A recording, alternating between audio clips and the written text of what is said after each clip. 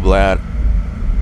The single most balanced red 4 plane in the game. Good choice. Yeah, it's probably one of the reasons why I like it. You have to use a little bit more brain because the SPO-15 NMOs. So like compared to the other overpowered shit, you basically get the good flight model, but very bad avionics. But I'm fine with that. I'm very fine with that. Got two in the front. These two bases are still intact, so... These guys are taking off, I believe, right? Yeah, that's... okay, that's the runway.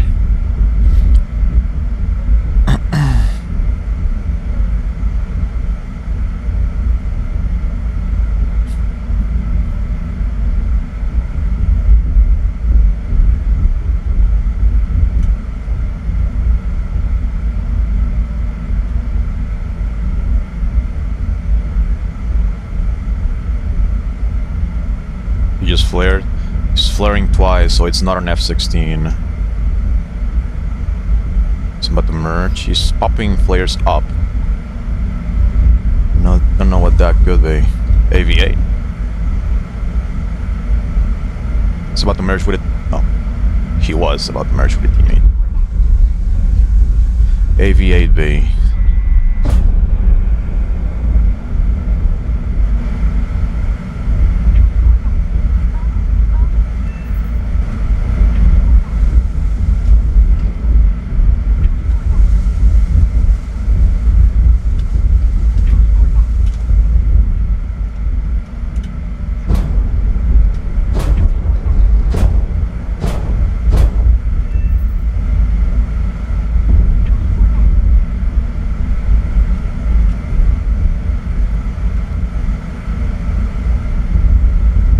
There was another dude who was taking off from that runway.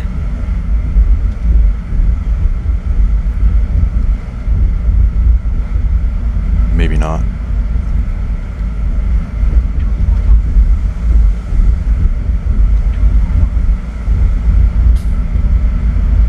Goddamn, it's barely been like 3 minutes. It's already like 6 people flooding the chat. Wild.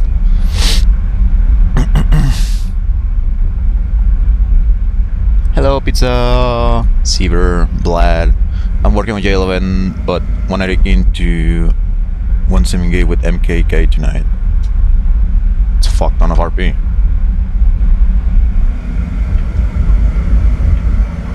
Who's locking me? Okay. Somebody is taking off.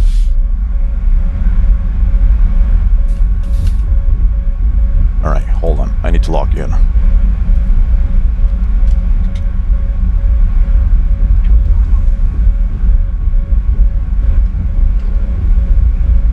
Let me try to regain some situational awareness. I have 2 of them close. So there's 2 of them taking off from there, and they are like 5 kilometers apart from each other. And if you want to know how I know that, is because I can tell the distance between the pings on the SPO-15.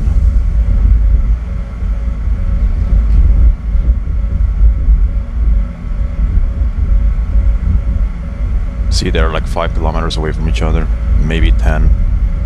So one is hard locking me, but I believe there might be another one that's higher alt. Maybe not. No.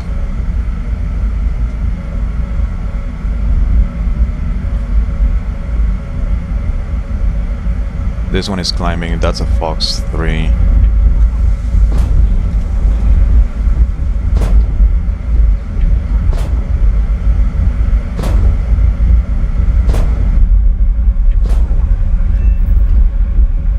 Wasn't a Fox 3. The one? Yeah, okay, there is a Fox 3 somewhere in there.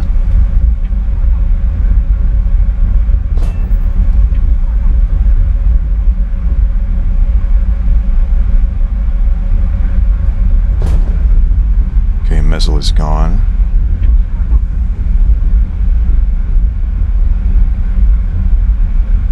There he is.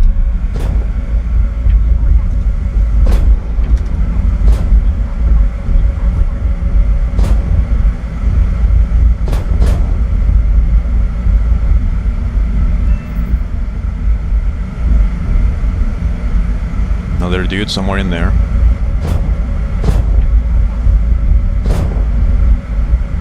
Let me guess. He is firing a missile at me.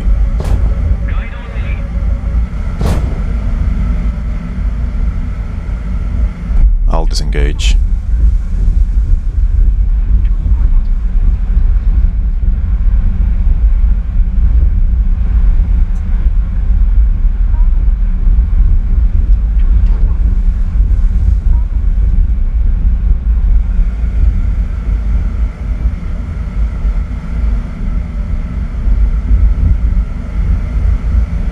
I see him.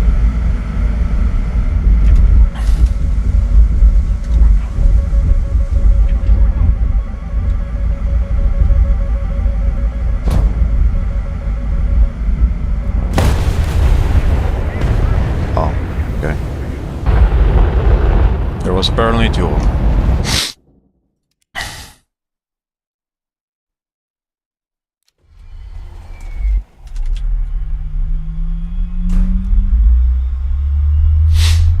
How did we find a 13-3 lobby? Oh no. Got lucky.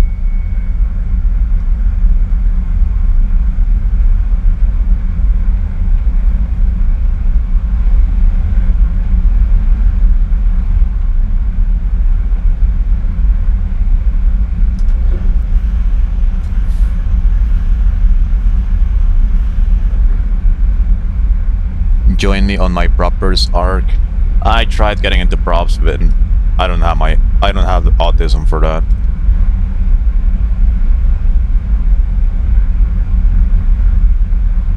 I really don't find them interesting at all. It's like I basically started practicing and dueling in props for like a week. And according to Squish, it's like, well, my lines are good. I can read energy very well. I know exactly what I'm supposed to do. It's just the execution of flying the actual plane. It's a pain in the ass. Because I can barely do anything without wing stalling. So like, it's kind of like, oh, okay, so I actually have a decent idea of what to do. And then like, the momentum died out.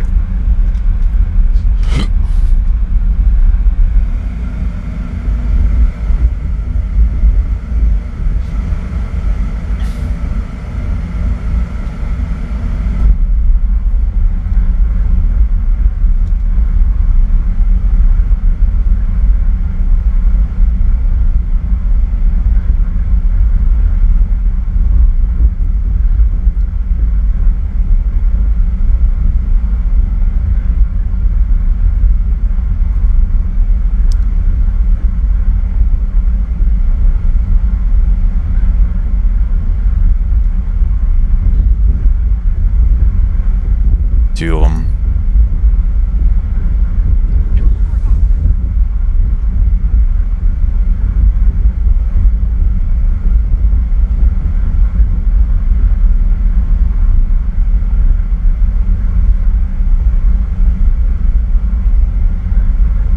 I think they most definitely would be seeing me right now, right?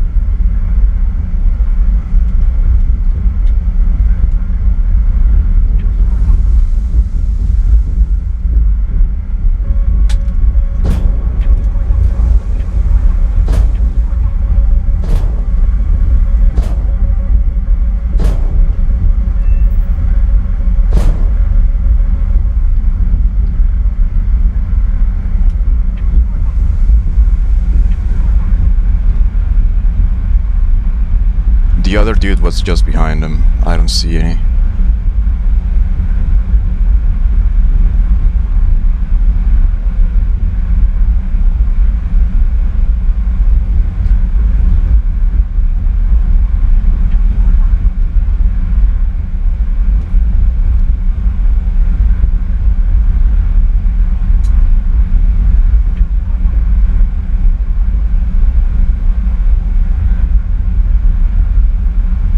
This dude maybe got visual on someone.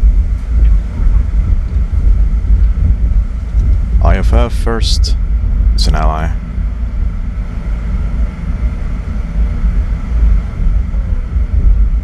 Maybe it was a Hornet and he just shut him down. 3 of them in the conga line taking off at the same time.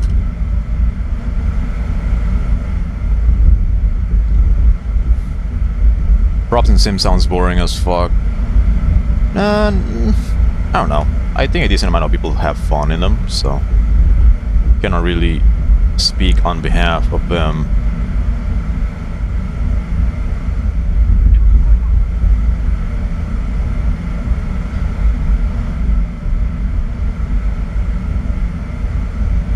My teammate is going head on towards, I believe, 3 people. Let's have a look.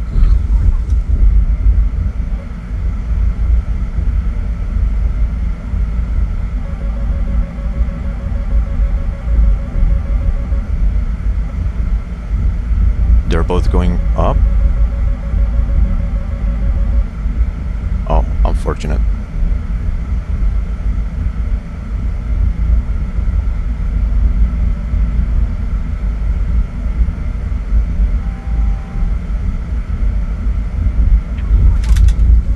Seems like this guy's climbing.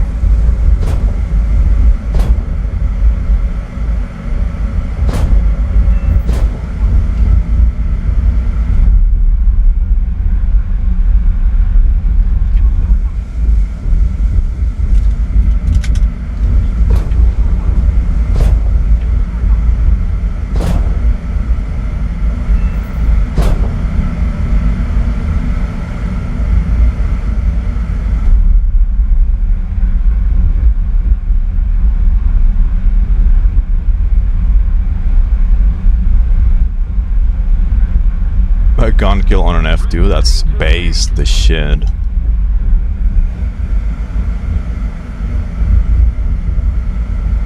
There's a teammate there.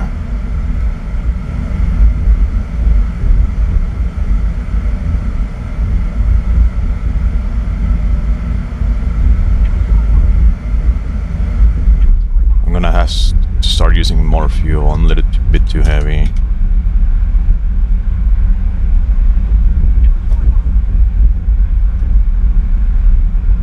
I could probably start bringing only 77s. It's like the easiest way for me to get kills. Because otherwise I basically just have to sneak around and find opportunities for launching 27 ETs. He sees me. No, that's another dude.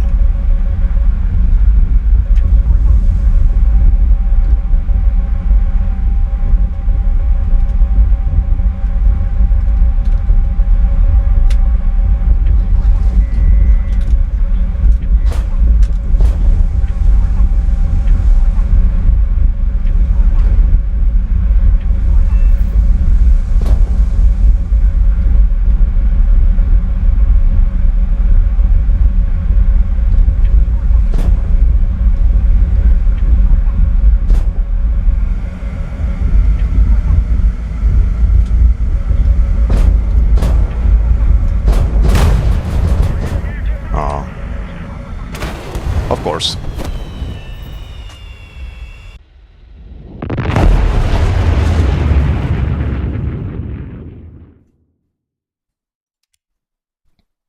Couldn't expect less. All the fucking retards floating the most overpowered planes in the VR just don't know how to play.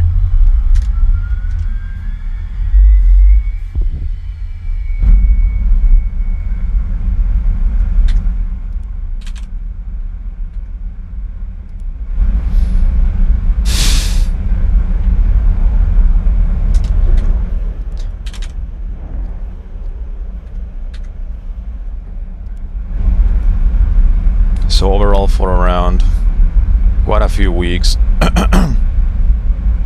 for quite a few weeks now, probably months, I just came to the conclusion that ethos and teammates are more dangerous than anyone on any of the enemy teams I fought against.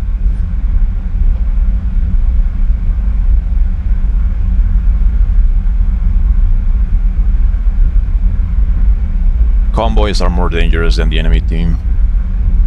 Ethos are more dangerous than the enemy team. And then there's teammates. And yeah, well, they're all gone already.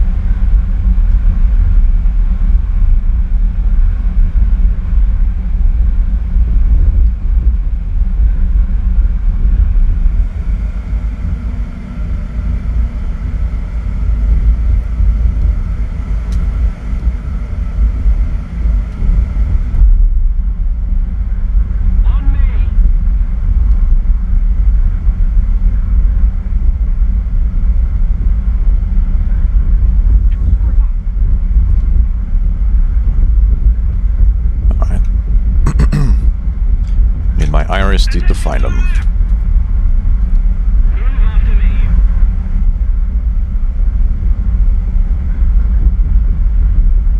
There he is.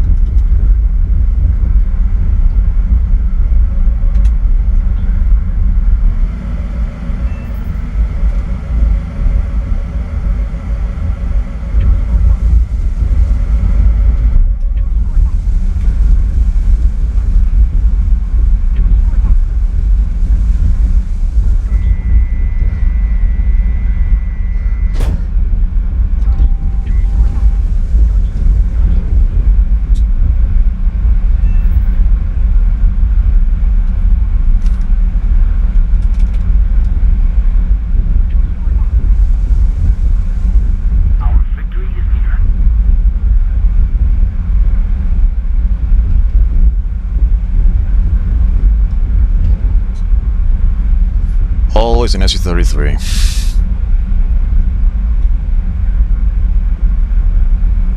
Probably not even that, like any kind of motherfucker playing this VR in flankers is straight up brain dead.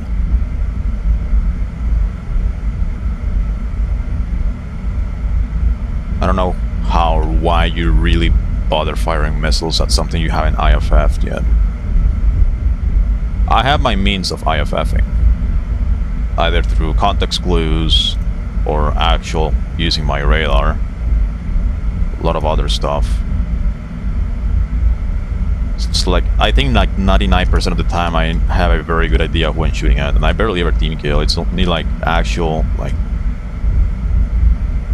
stupid mistakes. Where is this dude? There he is.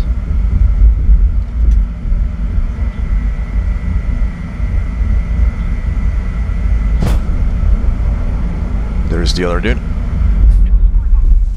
Let's see if he wants to say hello.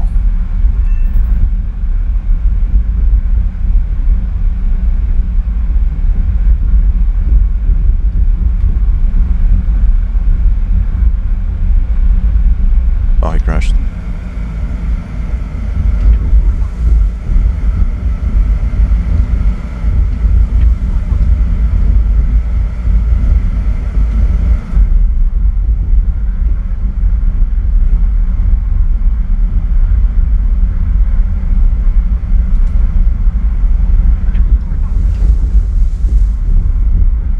Found you.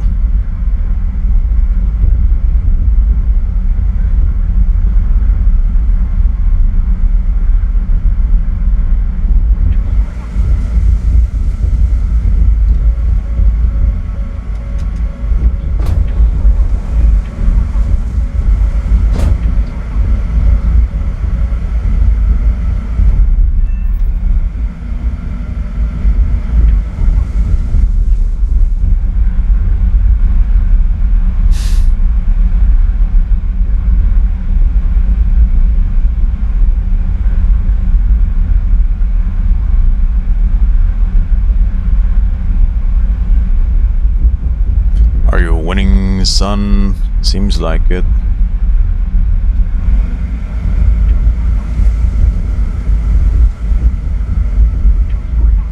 Seems like I am just fine.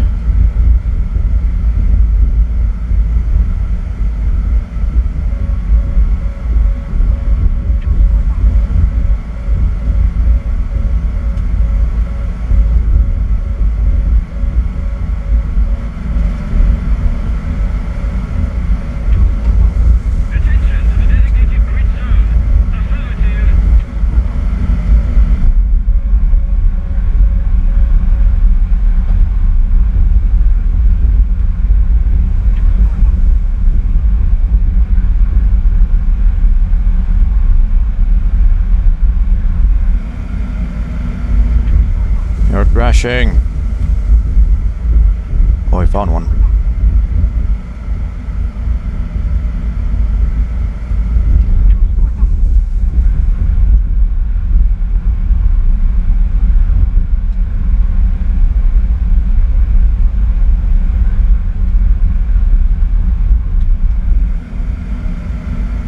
You just fired a missile. There. He's gonna die. No, he didn't.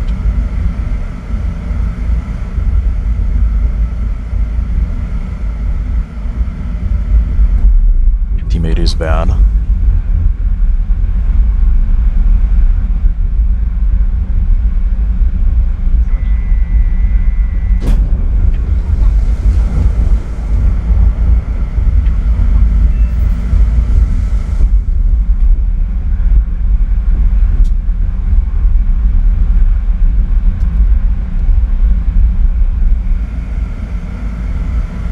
City spotted that mama. Oh, feed pigs. Uh-oh. Who's this? That's a corpse.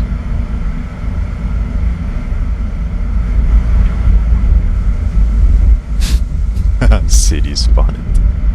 It's already on its way.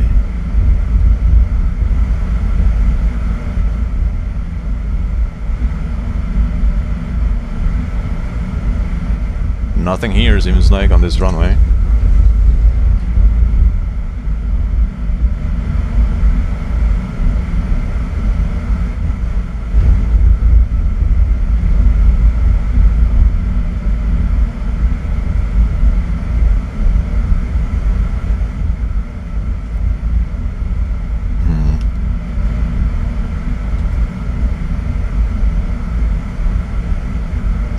What can I do now?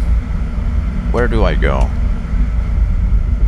Do I just loiter around? There's somebody around. Who's that? That's a flanker.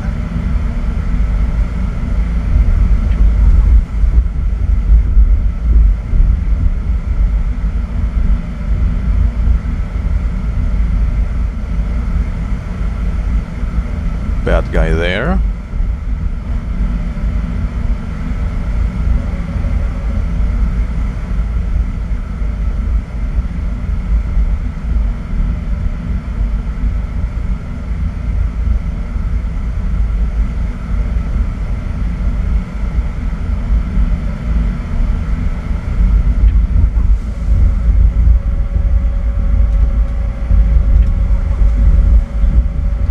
You know what? I'm gonna bait him. I'm gonna just defend.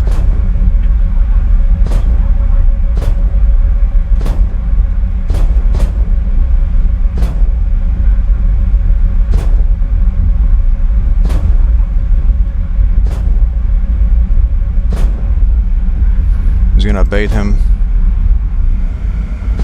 And once he gets close enough, get the dildo of consequences.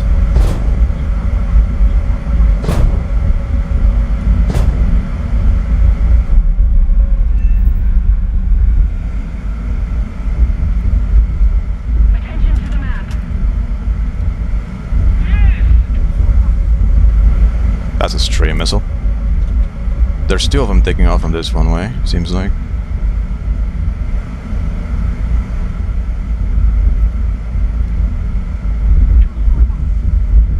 Yeah. If I die, I die. I think it's a stray missile.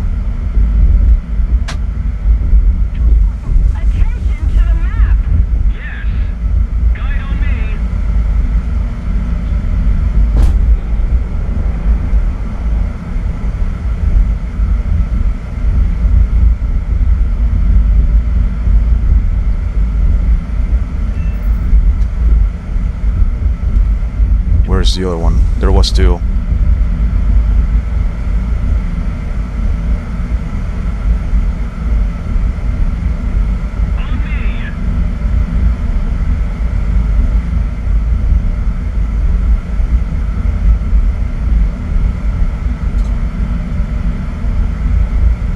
Pretty sure there was two of them. Oh, what? I found something.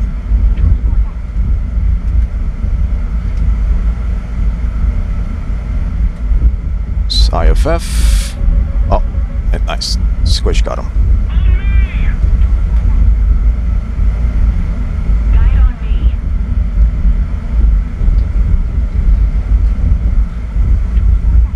I'll join BC. Maybe he is in BC. No, he's not. Whatever. We probably don't need him. We don't even need to coordinate. Yak should.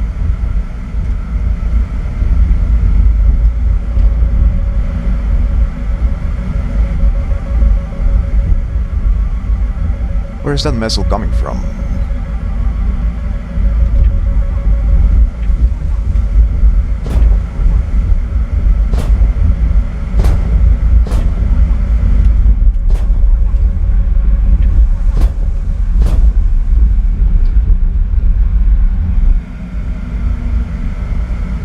Couldn't really tell where it's coming from, but Squay shot at him.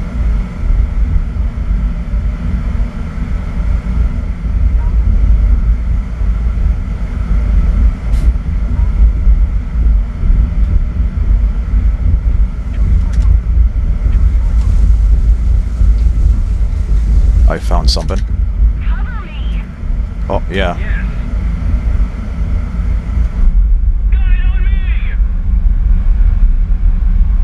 I see him, I see him, I see him. I'm pitching up towards him.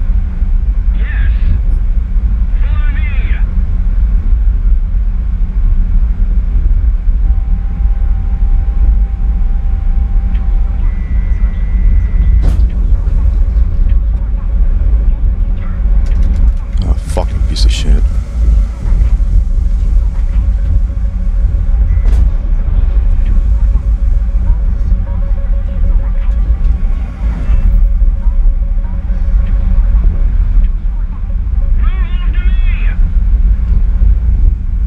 That squish should be fine.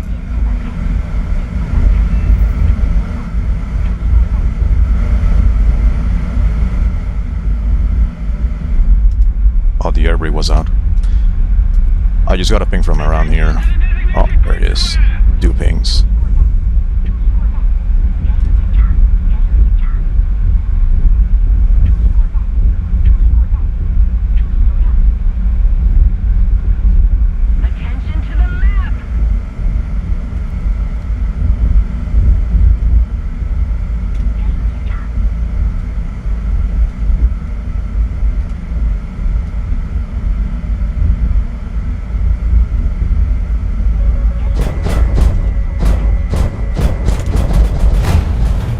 I was at a fucking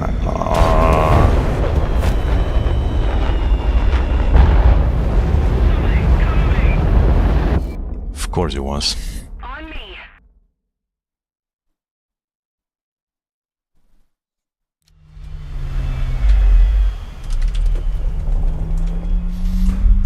I also forget you need to dump the entire flare supply for those missiles.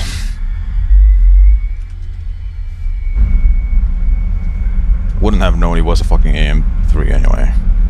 There's only 3 of them. Cool.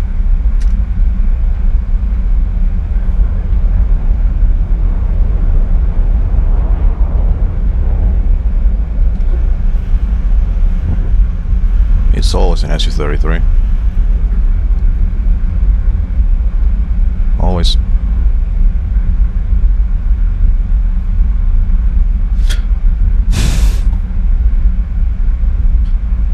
I had M120 chase me into the vertical notch, and I notch wind spaced myself out, and then uninstalled back down after relocked me, splashed my jet. Guide on me. Guide on me.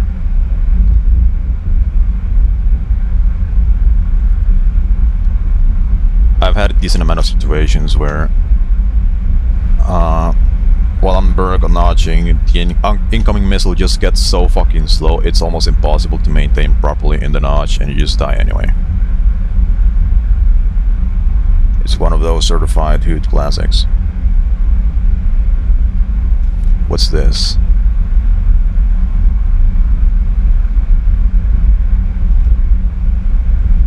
Ally.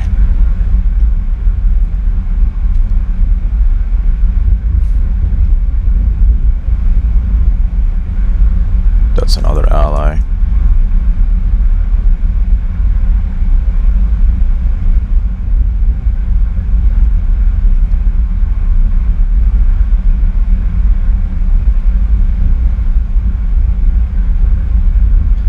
Squish is right there.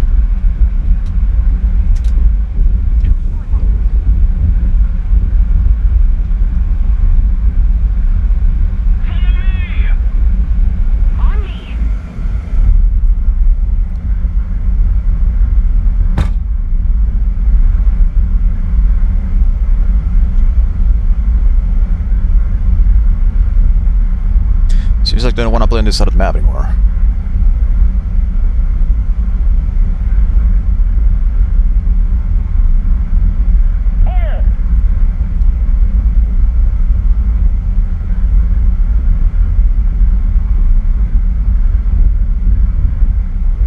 Two people dogfighting there on the water. Attention to the map. Yeah, he's being chased. Teammate is being chased. On me.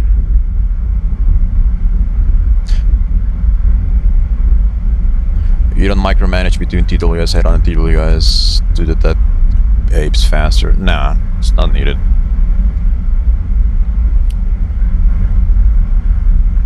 Sometimes if the map is like too empty, you want to find out where the action is after you take off, then yeah, sure, you can just head on to see where most guys are coming from, so to say. But the normal TWS is just fine. There was one dude here though. There he is. Oh, somebody just fired.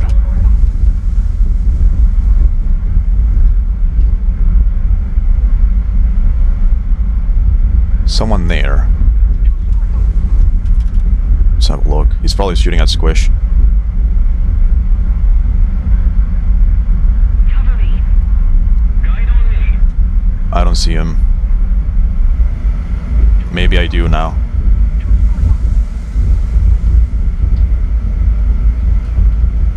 Yeah, now I do.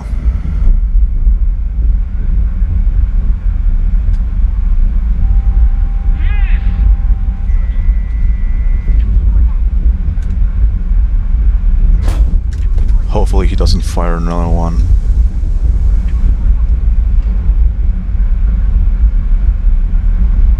Aww. Oh, I killed him.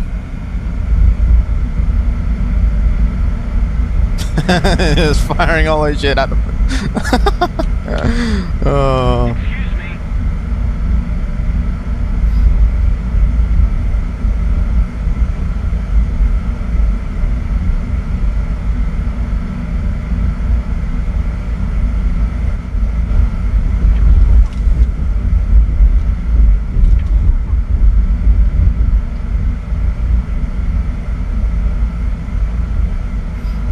Yes.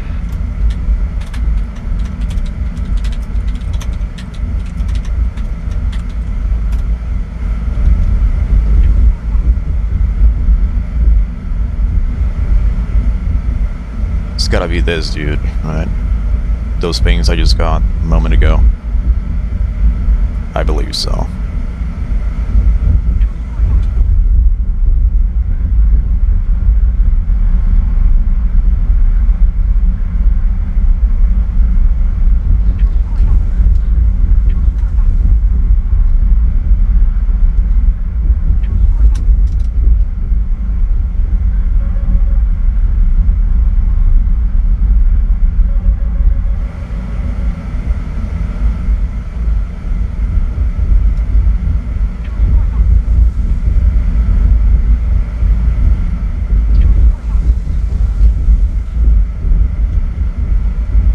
Attention to the map.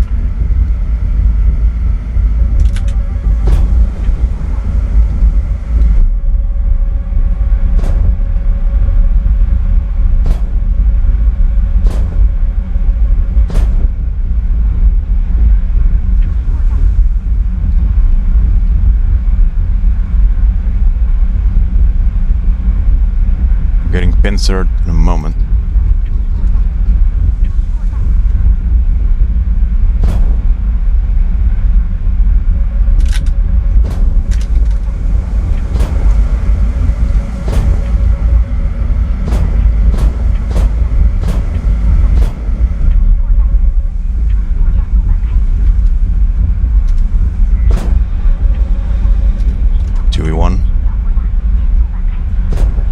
I'm a fucking Phoenix.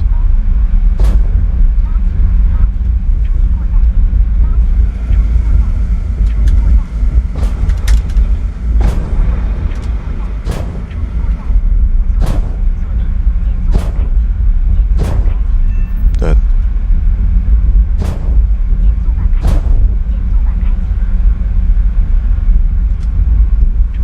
On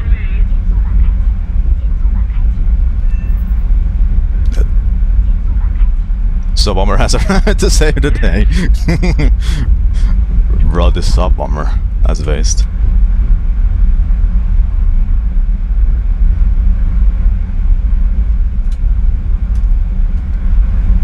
Oh, there's someone here. I'll lock him on radar, it's gonna turn around.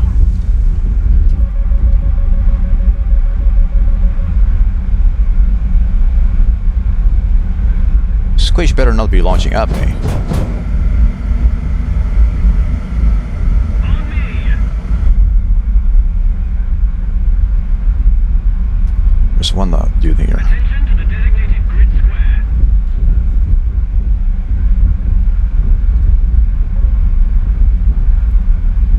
Attention to the map.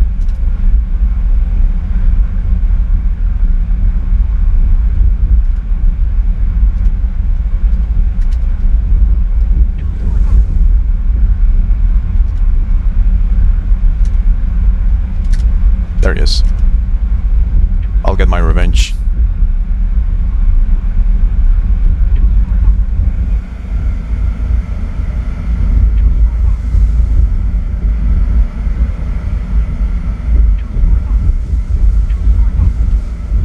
Move after me.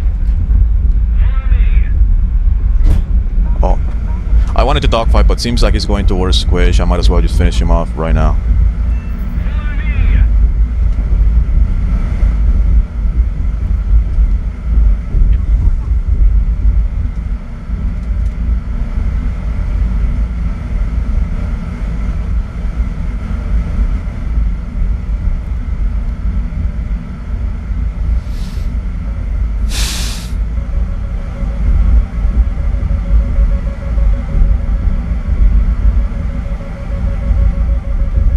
I wonder where he is.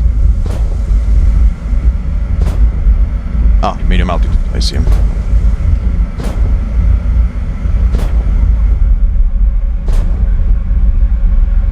There's still.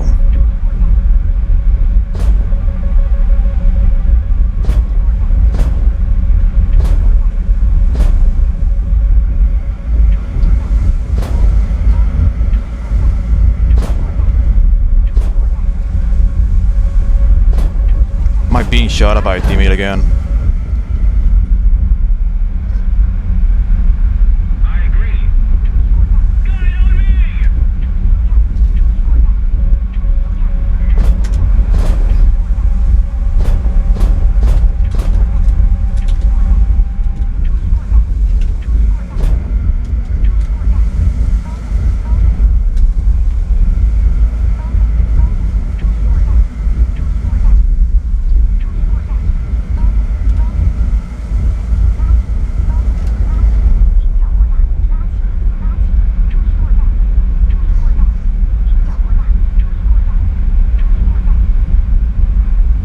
Squish is also there in the mix.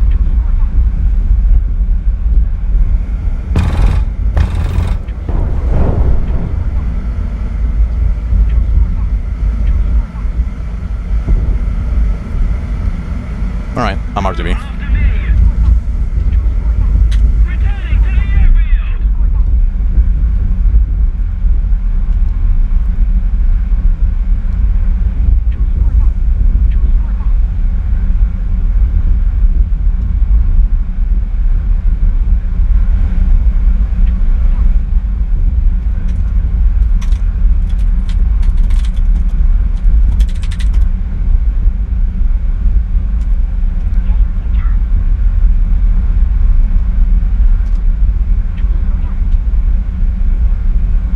If you need ticket bleeders, let me know, I'll swing by. I don't think you can join.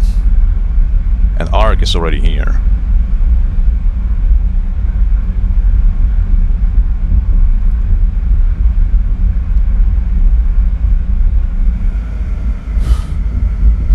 The perks of playing 13-3.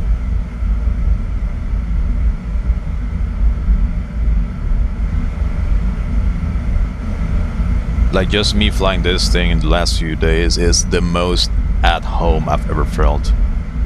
Flying my favorite plane, but I cannot use it. because every single lobby is like this.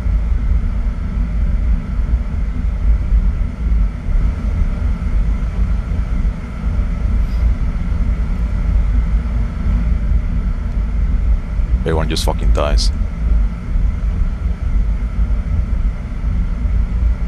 New flanker fly model is absolutely peak, dude. I probably bled a little bit too much speed there, like on those scissors on my way down, but I just tried to minimize the radius as much as I could. But yeah. The thing is with, like, against 16As and similar fly models, like, you probably know it, but every single tiny little bit of separation can be enough for the other guy to just do a full U-turn and maybe force a head-on. So I was trying to prevent that, and it paid off.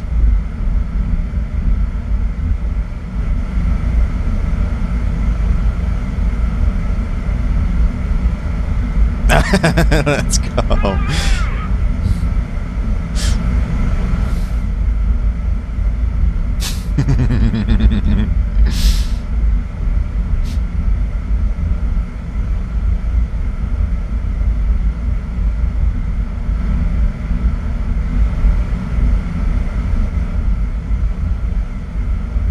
Like you guys probably saw earlier, like the only weakness of this thing is the RWR. So when I was about to merge with that guy, I couldn't really tell if it was an F16 or an F2 or anything, so...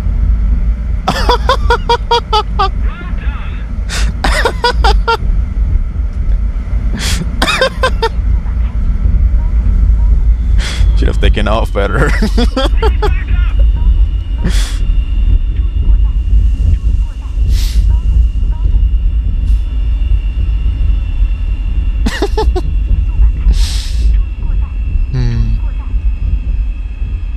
Right, we probably need to bleed some tickets, not because we need it, but because I don't want to stay here the entire day.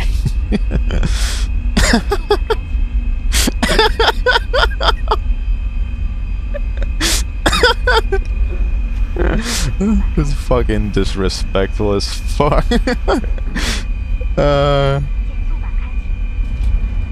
Yeah, so like, I think the only weakness of this thing is identifying which plane you're going to merge with. Sometimes I can tell. Like, just looking at someone, if they flare, I can just tell from the flare pattern what plane they are.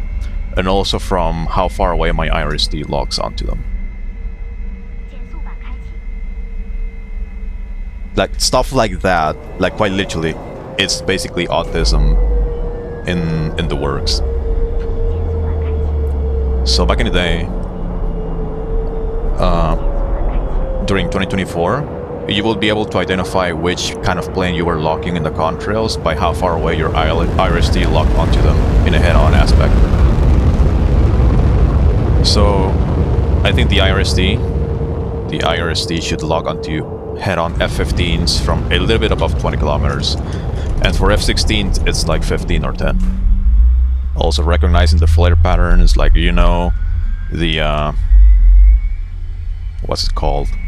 The F-16 now has single pops. The F-15 has double pops and they drop downwards together. The Gripen has like double pops and they drop in like a triangle upwards, something like that. It's very weird. These guys are raping.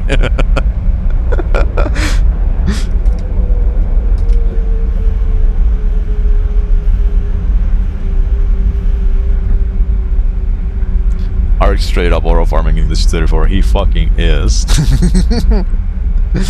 Oh, that's hilarious. That's based as fuck. Just killing them on the runway.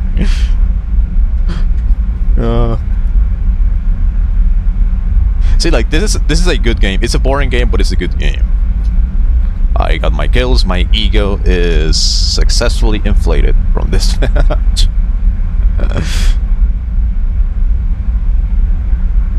It's actually, you know, something I've noticed about my gameplay this past year is, like, on average, I basically get 1 kill every 2 minutes. Because right now I have 22. And the stream has been going on for 47 minutes. So that's like basically a kill every 2. Peak, absolute peak. Oh, that might be a Phoenix launcher. A Phoenix. Sure, I gotta be careful with Fakurs too. He's on the deck right there. Attention to the map! I'm gonna preemptively crank a little bit because I'm not really sure if it's gonna be Fakurs or not. This one is a teammate.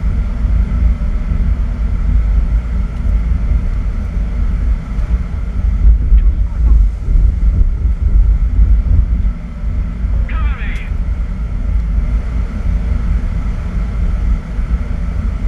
Attention to the designated grid square. Cover me. Oh, he's probably defending the Phoenixes. I believe the Phoenixes were launched towards him. Alright. I see Squish. There's two guys going... Whoa. Who are you firing at? Please don't tell me you're firing at Squish. What the fuck is that?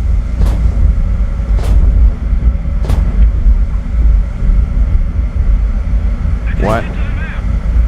What?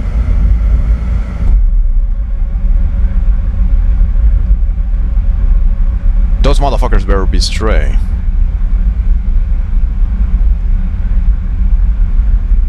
What is happening here? Is that a teammate? Oh, no. He was going to merge with somebody. Okay.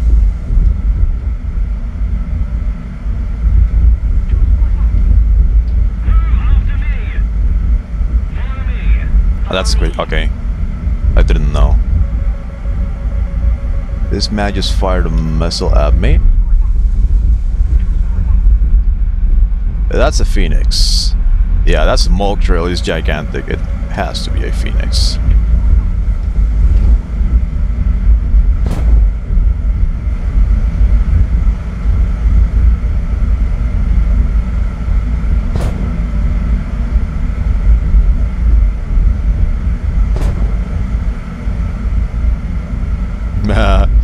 Yes. Guide on me! It's about to merge with someone. So this one is an F-14. This dude is an F-14.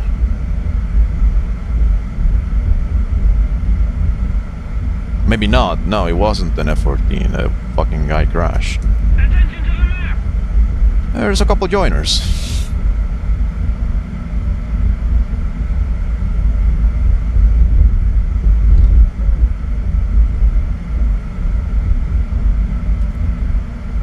Attention to the map! Those are the AI defenders. My teammate is about to merge. She just died. I got visual on that guy. Oh, he's gonna get team kit? No, no, it's a flare. It's a flare.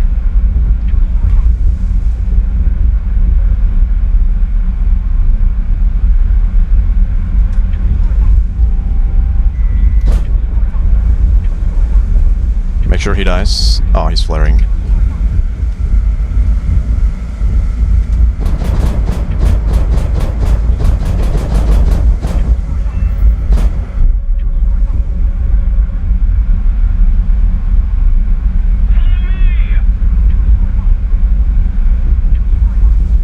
Where's the runway? Okay, it's literally right there. I see one guy there.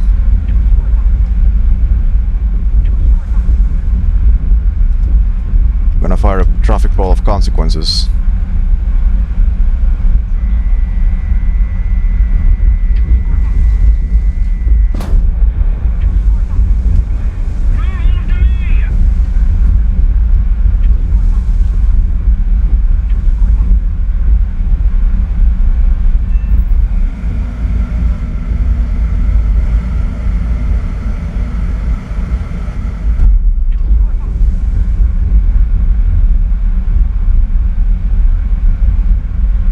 What's that?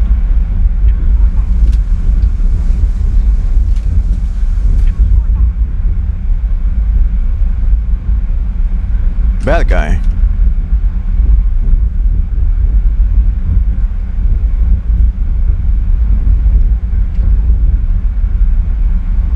After is really fast too.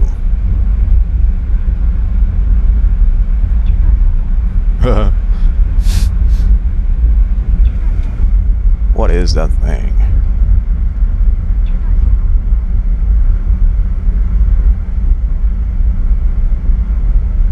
I'll lock him on radar. We're far away from the runway, so don't think he's gonna have any help coming towards him anytime soon.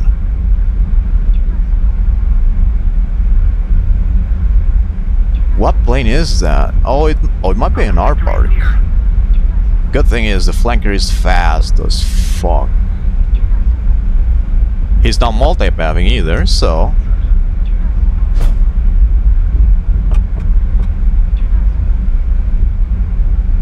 I forgot which VR he's playing.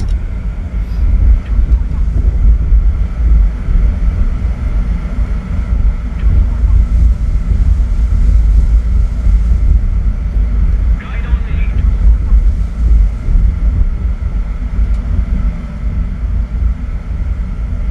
Before Gore.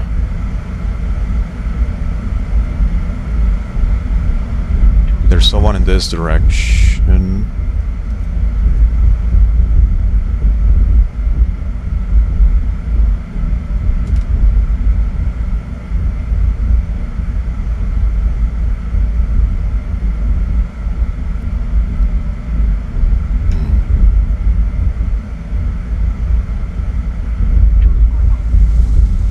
There.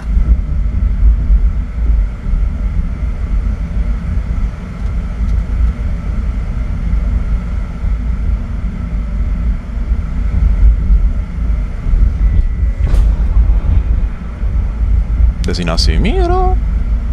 Oh.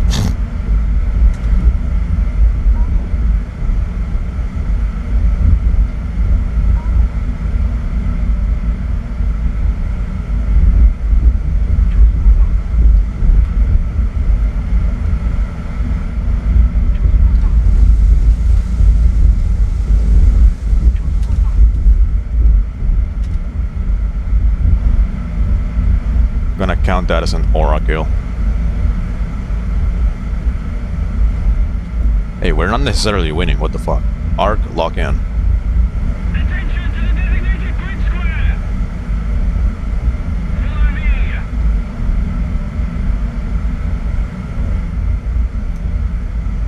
These two are AI defenders.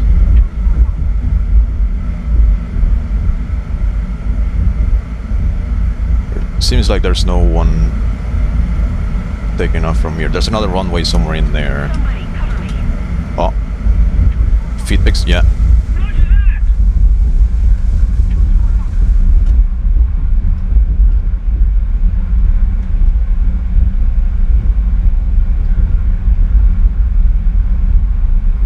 I see him, I see him, I see him. Roger that. On me.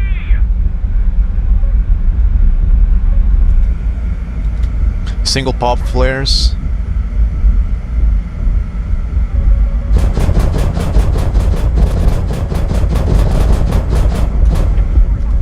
He died. Guide on me. Thank you. On me.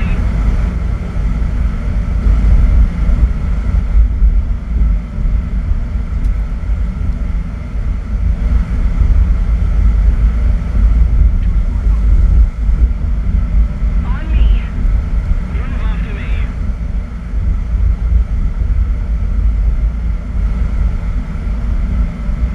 Yeah, I don't have any more flares, so all my gameplay is gonna be limited to medium to high altitude. Oh, there's someone here. No, those are missiles.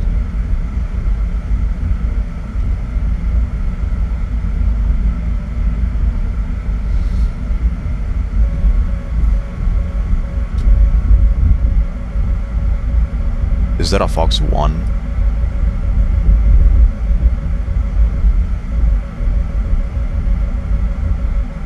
Need backup.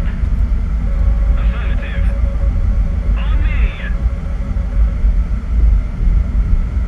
Why is my radar not picking this guy up? Hello?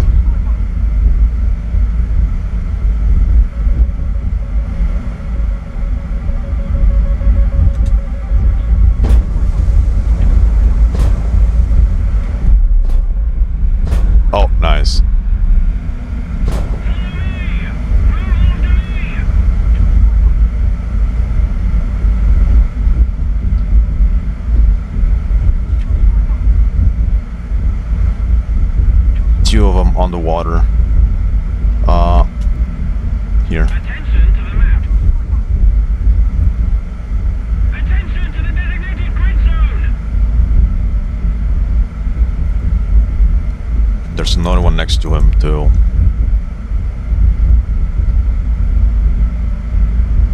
Yeah. 2 on the deck. Oh yeah. Ark sees one of them. Oh no. Ark sucks ass at the game.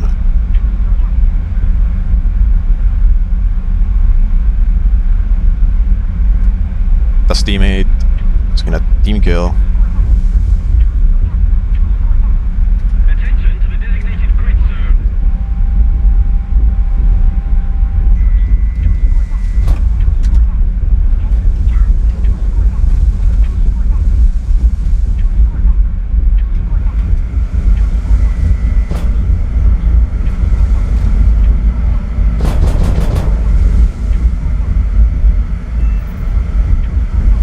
Nice. No! Fuck. Fucking retard killed Squish while he was burning. Need cover. Yeah, I killed him, dude. He was fucking fucking burning. He fired a missile.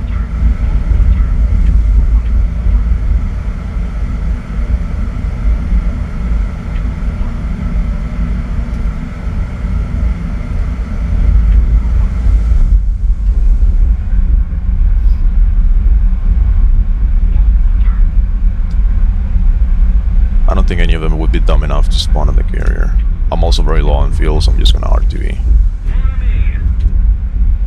Heading to the base.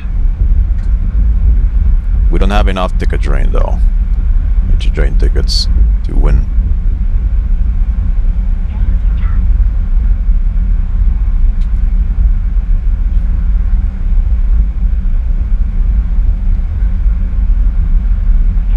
See you around, Blad. Take care.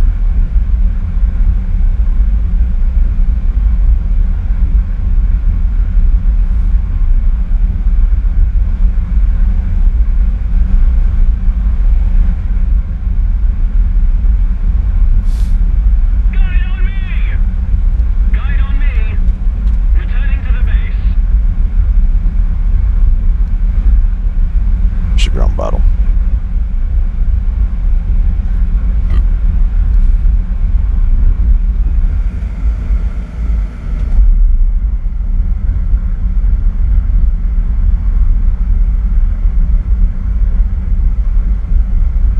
Oh, base, you got a gun kill. Pretty based.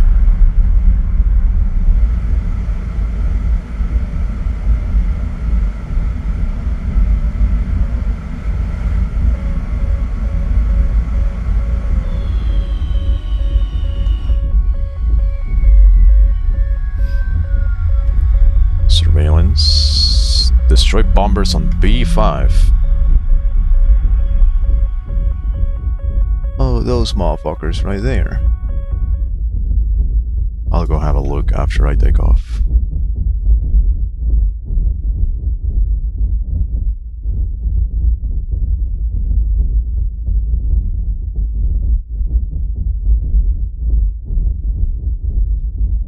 Follow me. On me. 减速板开启。 Move after me.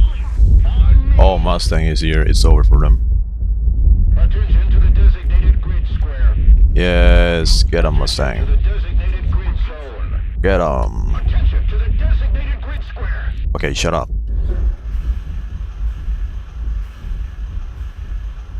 减速板开启。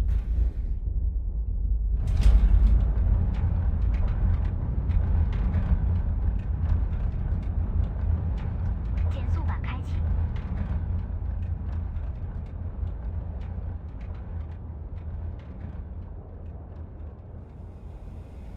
减速板开启。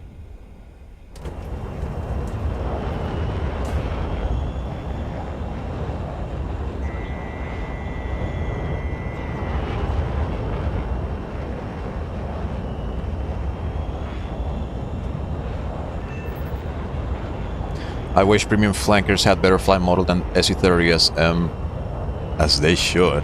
Huh? Why should they? 减速板开启。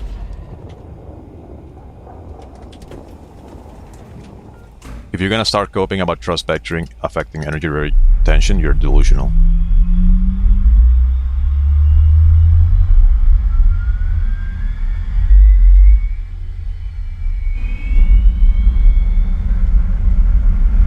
The effect on thrust vectoring on the energy retention is basically non-existent or negligible.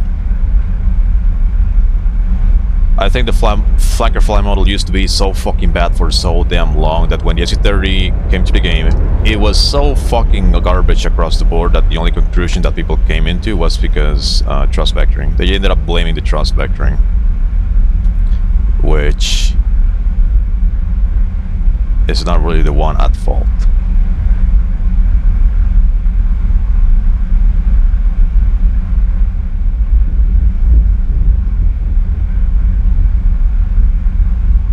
The S-30 and 2 MKK are lighter and have less induced parasitic drag than the SE-30 SM and SM2. Well, the SM with canards should have a much better lift boundary than even the Mirage 2000 because the canards will be producing a lot more lift, but those benefits from the canards are not modeled in game, like at all. Canards and their effects are Guide on me. Follow me. probably one of the things that are not modeled whatsoever.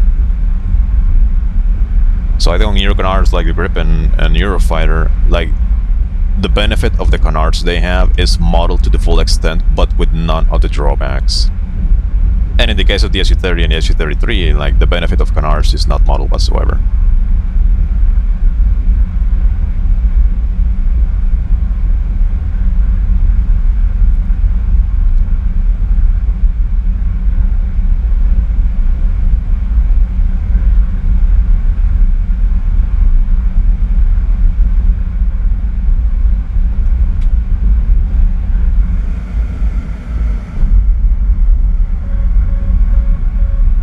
Imagine if we had SU-30 SM with a lift coefficient of 2.4, as one of the documents about the plane says.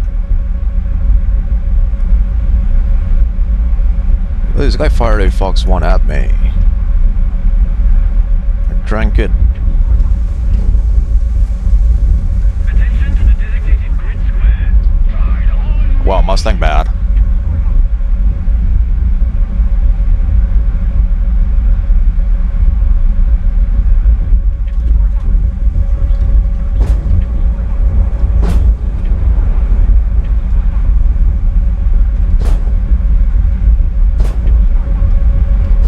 Attention to the designated grid zone.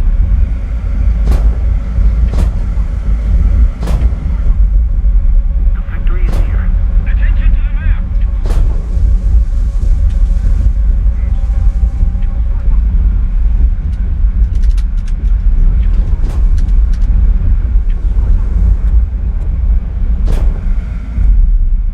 Need cover. Yeah, don't worry, homie, I got you. City is running way back to space.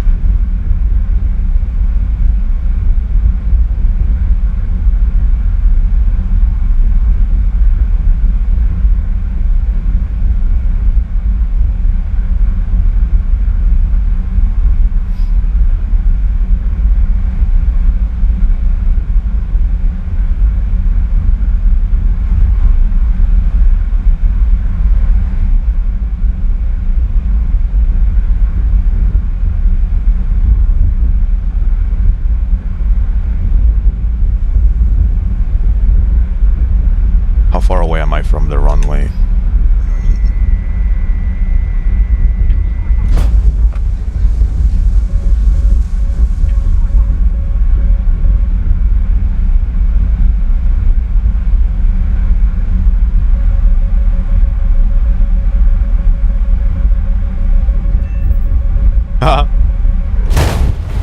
Oh, okay.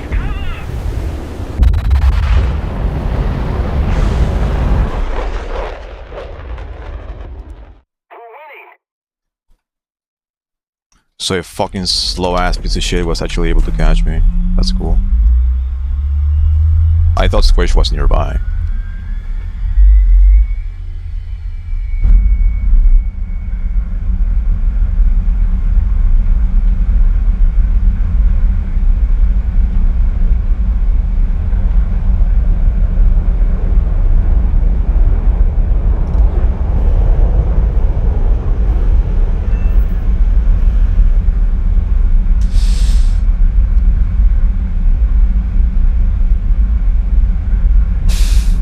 Bars, canard linkages for canards, TVC linkages alone make 30SM fairly heavier than well, yeah, but weight doesn't matter. You're forgetting the massive benefits that TC30SM has over the ones that not canards, that don't have canards. And also, those minor little thingies are not modeling game. There's no way to prove it. Unless you have irrefutable proof that one thing is supposed to be this way or not, then nothing is gonna change.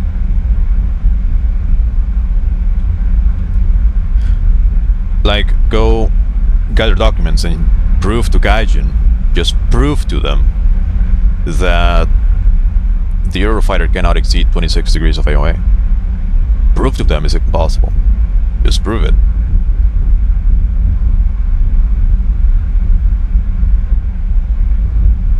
Or prove that the Rafale is incapable of accelerating so fucking fast in a straight line, where it basically has no drag.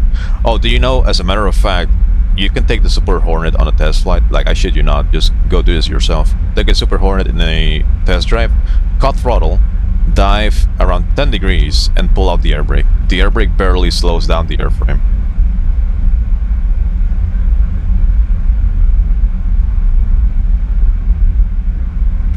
So go prove to the Gaijin that the Hornet is supposed to be more draggy. Oh wait, there's already a bug report on it, and they haven't done jack shit about it. Attention to the designated grid square.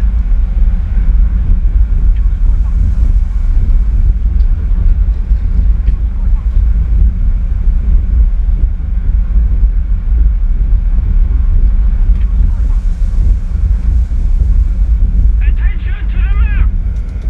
Oh fuck, I'm going too fast.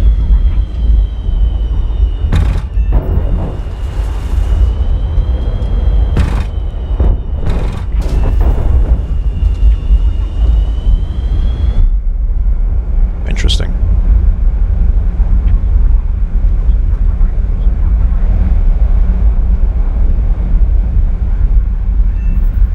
Like, the legacy flanker should be the ones with the best flank model. Then, sure, maybe the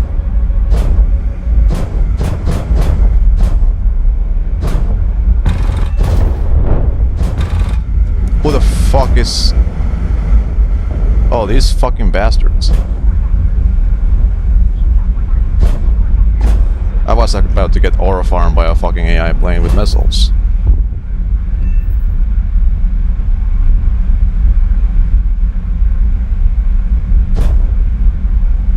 Who's that? That's teammate.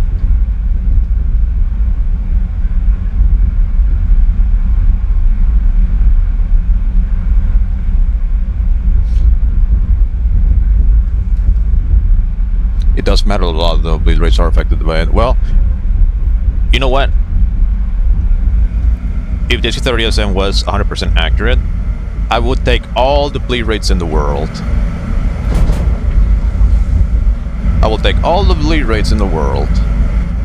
In return, I want the lift boundary that it's supposed to have.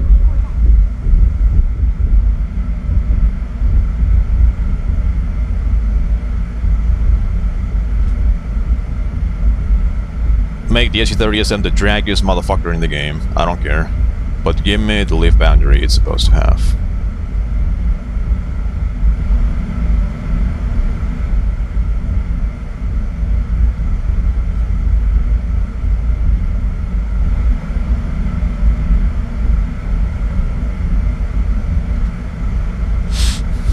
Those are like 50-kilometer shots.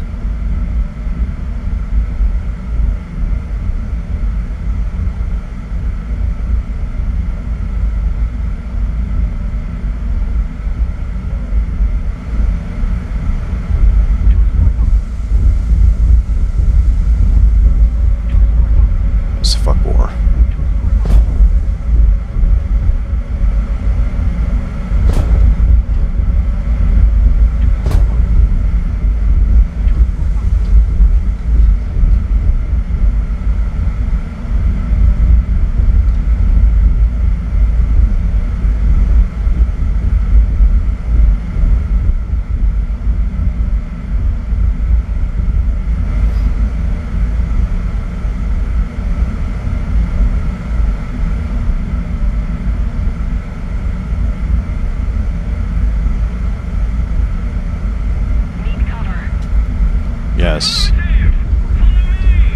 close to you, but I don't see whoever is shooting at you. Oh. Oh, to my right. See, I can find them maybe. On me.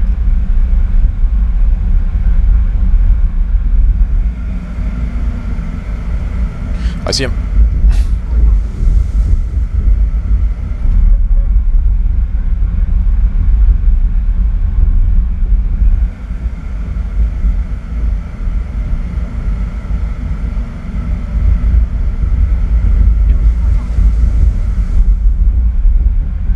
Oh, he's gonna die.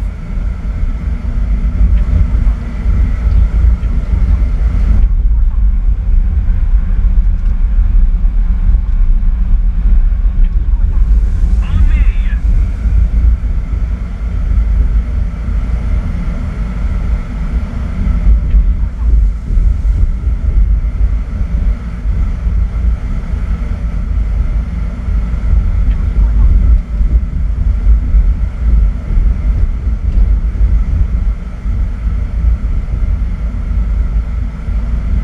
I just saw all those bombs land there.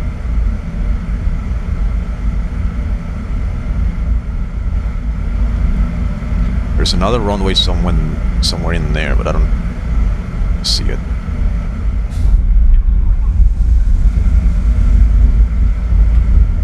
A few of them taking off here. Attention to the map.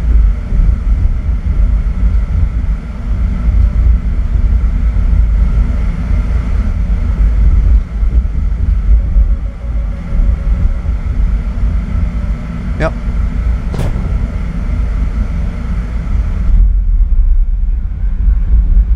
There's a teammate there too. I believe it's gotta be Squish. Follow me.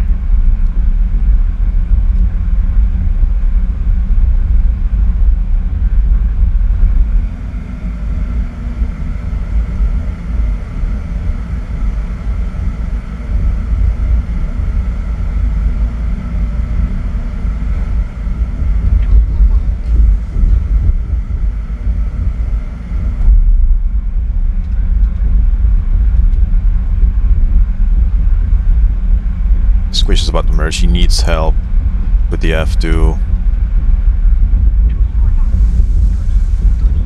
He's gonna get third party by an F2.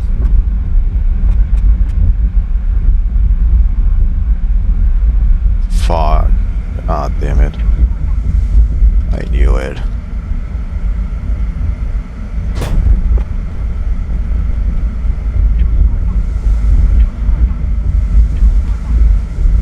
Attention to the map. Roger that.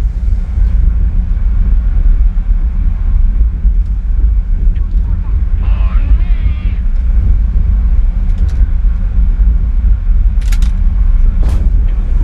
Is he team killing? What's happening? Move after me. He's dead. Move after me.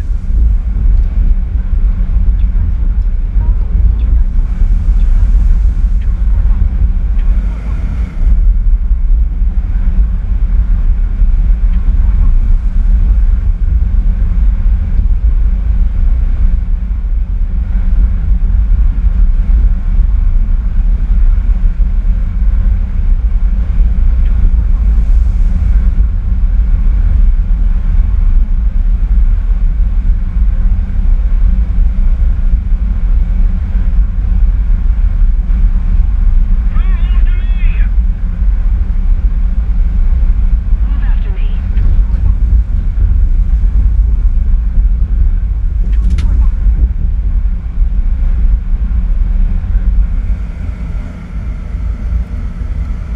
Well, there's something here. What's that? A missile, maybe?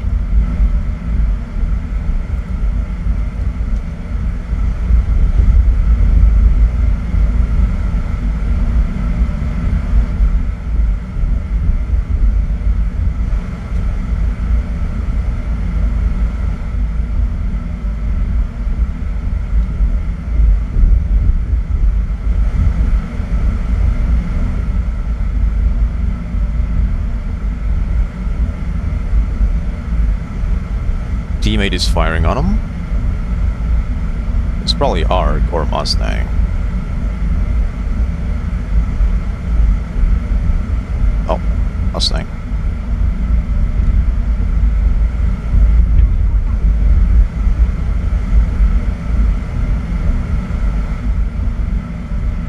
I really don't know what happened to the other guy in the F2.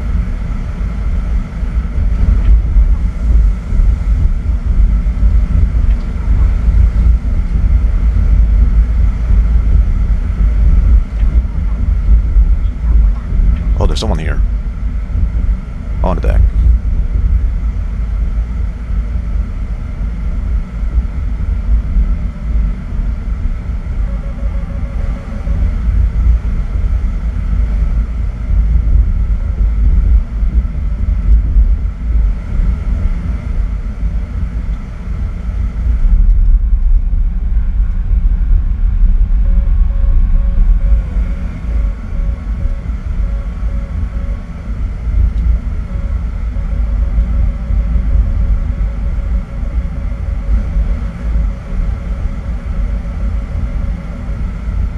There you are.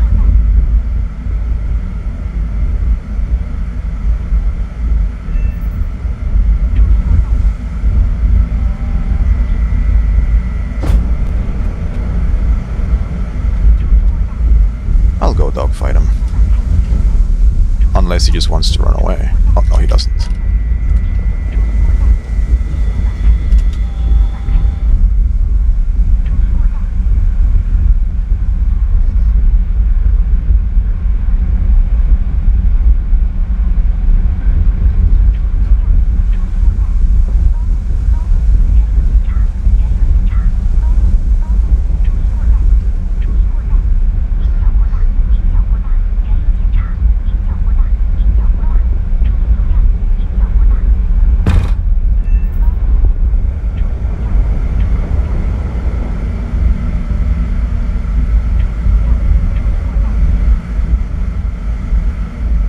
Oh, squish! Oh, those are fuck worse. Oh, holy fuck. Just notch visually, dude. Those are easy as shit to notch.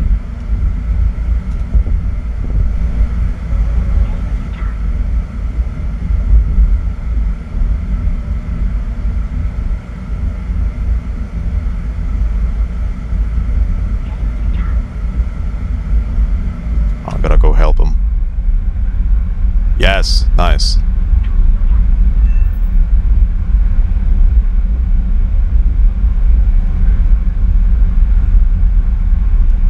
Guide on me! Follow me!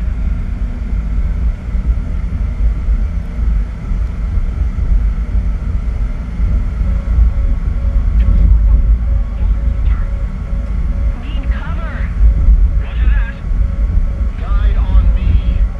Yes!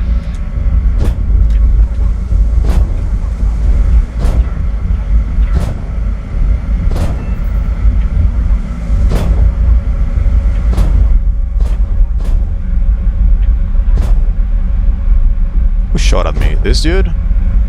Yeah. Come on, Squish, survive. Please survive. Don't be a shitter. Survive. Come on. Come on. Come on, motherfucker, survive. Yeah. Yeah, survive.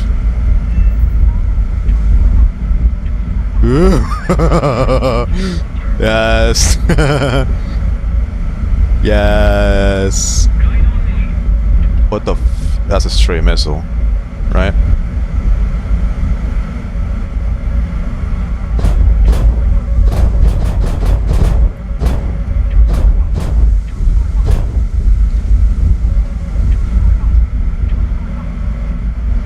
Move after me! Follow me! Who the fuck is shooting at me? Ethos? Oh, that's probably the Ethos, yeah. Guide on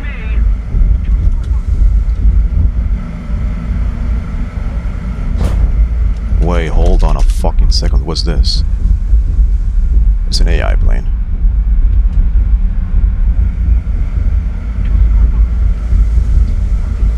On me! On me! Eyes on.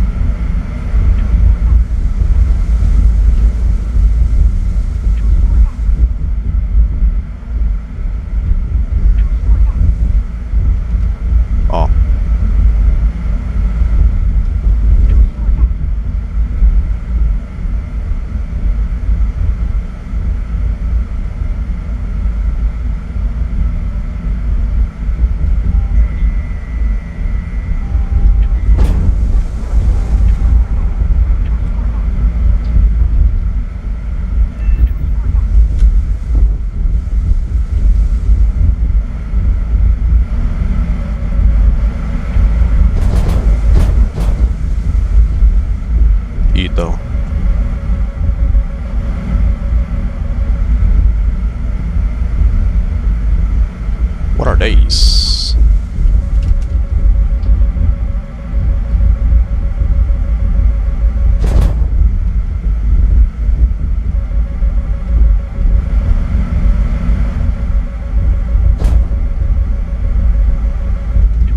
Need cover!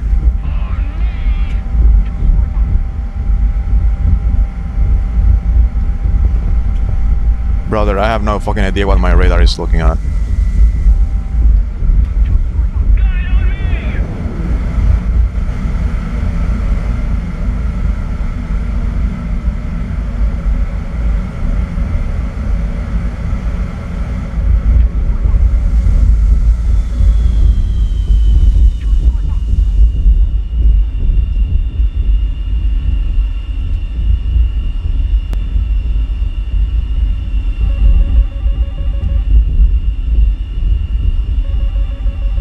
Nice.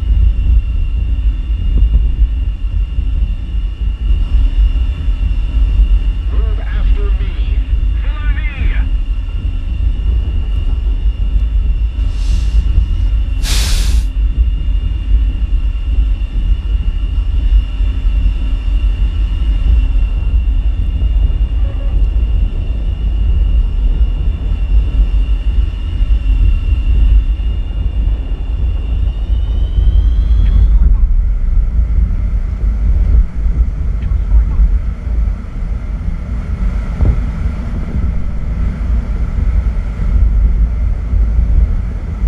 Attack the A point.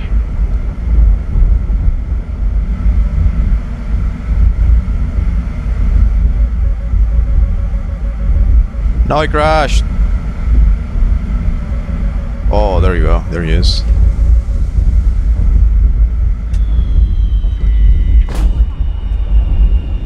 Returning to the airfield. After me. Yes.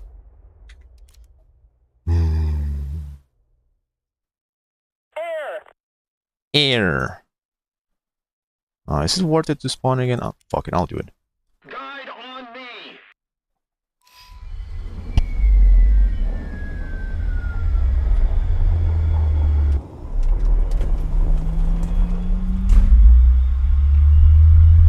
Guide on me.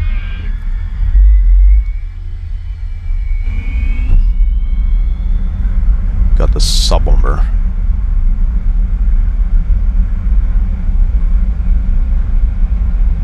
Designer says 2.0 plus whatever, but COT studies say it's far lower, so who do you trust? Manual also quotes a lower value than the designer claim, but that's for the legacy flanker. That's understandable. I think current flanker fly model after the buff, it's like I don't think it's gonna get any better than that. Like I think it's very fucking believable of it all.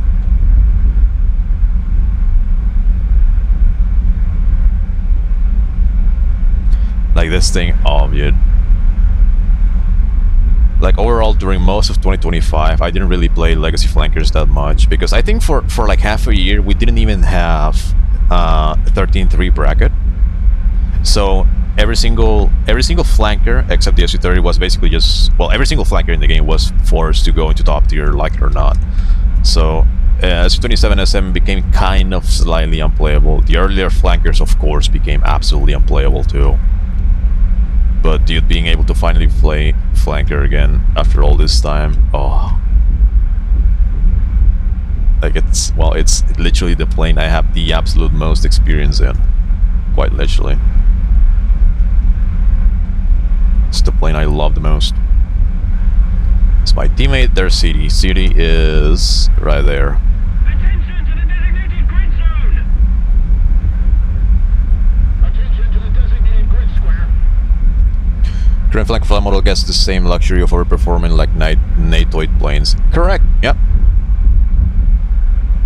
I remember saying that multiple times on some of my streams. Like, if flanker gets buffed to whatever that bug report is stating, and it also is allowed to overperform like everything else, it's gonna be a fucking busted plane.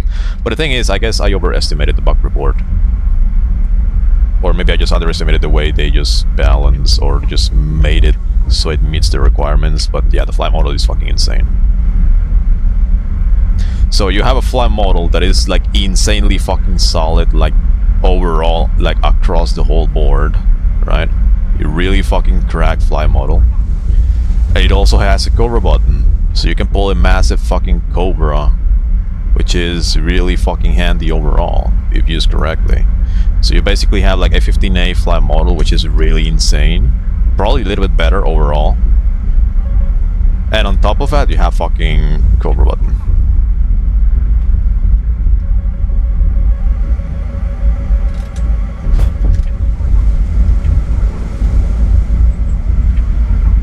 VJ out.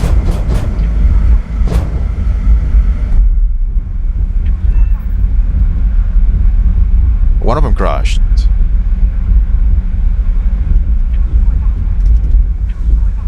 Or Jade out somewhere else on the map, I don't know.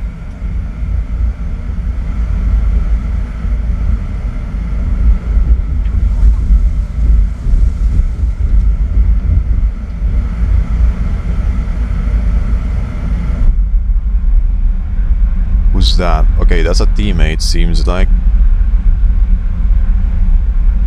Yeah, I don't know, maybe one of them crashed, because I remember seeing two.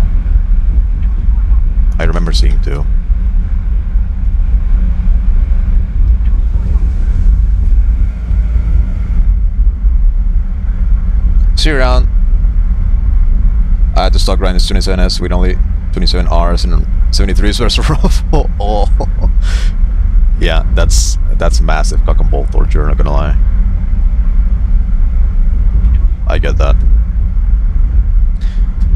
Like, the best time to play flanker literally was during 2024, but it was also the worst time to play flanker because it was far worse than you could ever believe.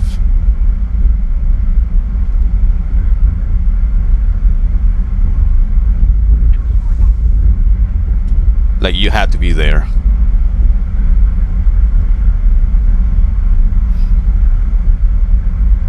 You actually had to be there. Fire this thing, high aspect, I'll merge. They merge with each other and he's gonna eat the missile.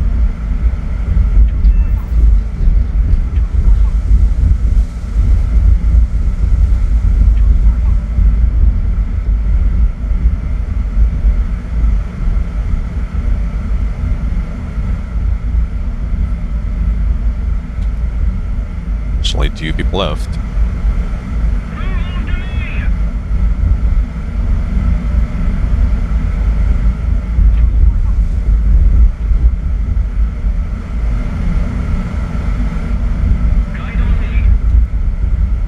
Ark, you have the best radar among us. Just fucking find city. Come on. You're supposed to be the AWACS. Give your boyfriend simply away, feed pigs.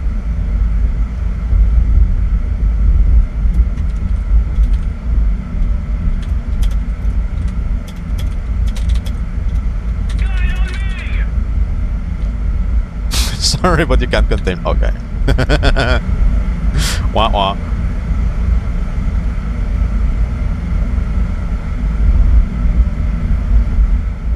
I was about to press enter, but like, nah. I remember, talk less, play more. Only we're allowed to have fun.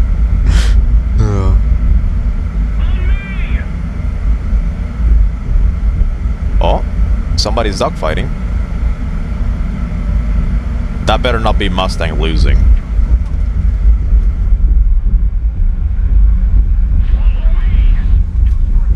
It is Mustang. Don't lose. Oh wow, Mustang bad. I cannot believe what I'm seeing. Oh, there comes Squish. Kill him. Go Squish, kill him. Oh, it's Ark. No, Ark actually needs help. It's an SU-34 piece of garbage.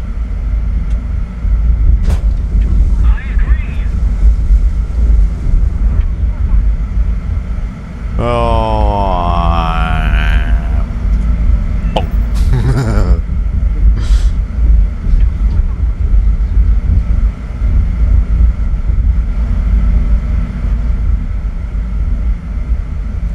trying to spade the 1680F and it's up tier after up tier.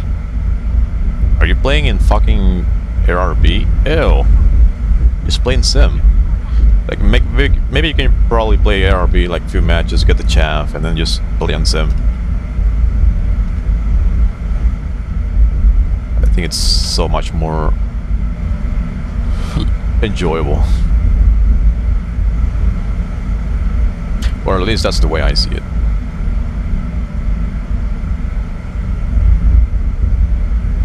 CD apparently wants to practice blowing up. That's a very expensive practice. You know, sometimes I give people a chance if they are like stupid and then they redeem themselves. But some people are like, nah, I think the frontal lobe development is long overdue for this guy.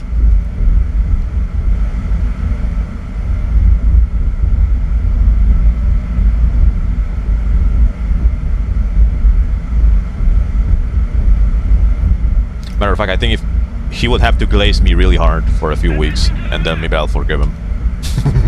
Follow me. Attention to the map. Like overall, I don't really like holding beef with people for like more than a few days. It's like, wow, this guy is a shitter, fuck off, and then like the beef goes away like a week after, and I forget about it.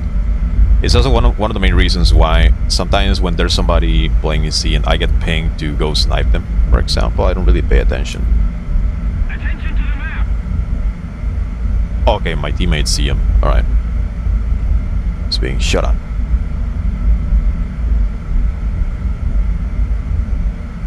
I wish this U-34 got the fly model buff too. It got it. It did get it. What do you mean? Every single flanker got the buff. Managed with 34 is that it's an absolutely massive boat, and once again it doesn't get the benefit of having canards, or like the benefit of canards is not modeled. So I would assume like the lift boundary should be a little bit better, like, you know, the board TCs, lift generation, whatever the fuck it's called. I'm not an aerospace engineer, so I only know a few things about it, but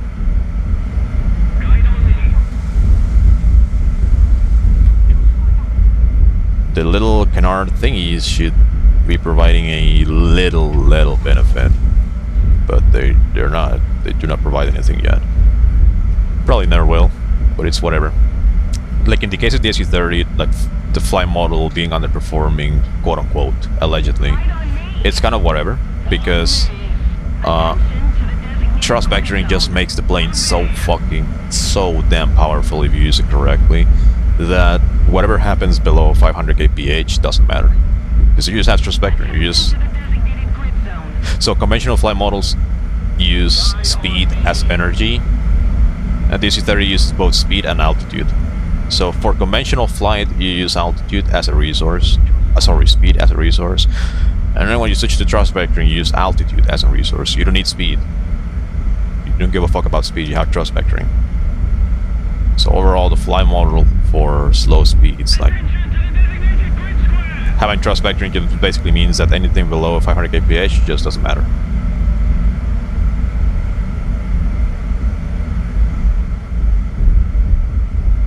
As a matter of fact, I think like having a better SU-30 fly model would be like really fucking overpowered, because the way Gaijin just buffs the planes based on the lift boundary is that Gaijin just basically buffs the entire fly model across the board. So say for example, if the SU-30 ended up receiving like a super massive buff to the lift, say for example with the alleged 2.4 lift coefficient, like it would have an SEP lines more bust than the Rafale, and you basically have a plane that cannot rate fight but can just monkey pull like 12 Gs for longer than anything else. Yeah, J-11B.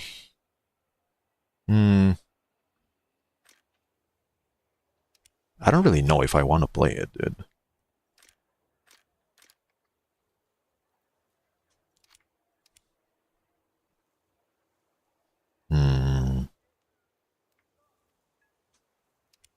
Look at the bullets. And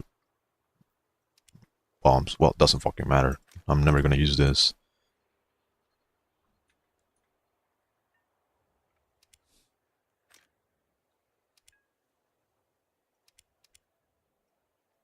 Like SU-30 after buff is an absolute fucking animal, dude. So like the fly model is still like a little bit tricky to use. Have to be careful. Like it's a lot better than it used to be, but you're still decently heavy, right? And you have a lot of missiles. But if you manage to cook decently well with conventional trajectories, and then you use thrust vectoring properly, and you have it a little bit of altitude, then whatever fly model this thing has under 500 kph doesn't matter, because you just whip the nose anywhere you want. SC-34 will still be dog shit, but every bit helps. Yeah, I know. It's not for extra performance, I can tell you right now. Bro got it, let's go. Yeah, I got the fucking J-11B. Actually, let me test drive this thing real quick. So PL-12, PL-8 base. It's literally just Chinese missiles.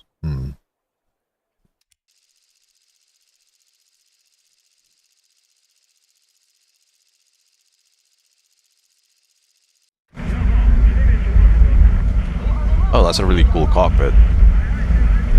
Or really good HUD. Alright, so as MOS, presets are 6x5, 16. So these are basically the same presets as an F-15C. 100 kilometer range, 140 gimbal. But the IRST on the thing is absolute fucking garbage. And you don't have ETs anymore. Or 73s or ERs.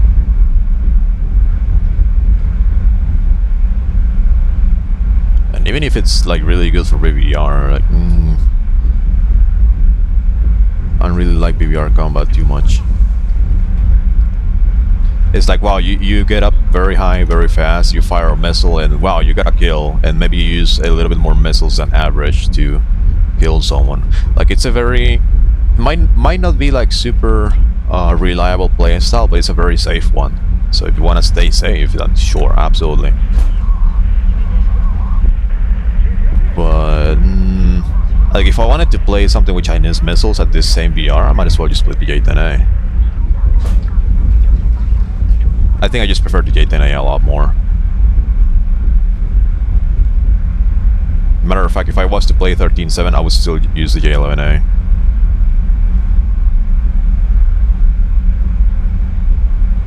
And this thing is zooming. Both of these motherfuckers just missed.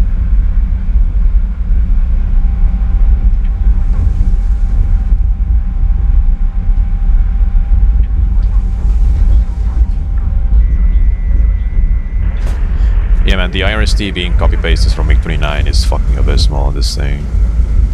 Like quite literally, like for me right now, I would say the IRST, it's kind of a turn off right now.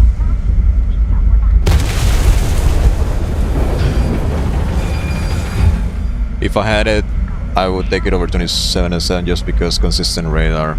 I mean, there's a reason why vertical notch exists. You just fucking bait people to get closer to you and just fucking counterfire from a defensive position with 77. Like this one can also do it, but the radar is not a big deal. Right now, the radar on this thing was barely a big deal. So if I can cook, you can cook. Just micromanage the radar better. I would absolutely take J-11 over 27SM. Only weakness of J-11 is 6 radar missiles. Honestly, I would prefer the 27SM all the way. Interesting. Yeah, I mean, kind of what I keep saying over and over again, like both planes are just strong enough in different areas to where you cannot say one is better than the other. But like overall, I would take this all day, every day. I will take the Russian flankers all day, every day, dude. Actually, yeah, I forgot this thing has stronger engines than the legacy ones too. Right. Radar is not really a big deal. I was able to make it work for an entire year straight. I can make it work right now just fine. And this thing has more combat endurance.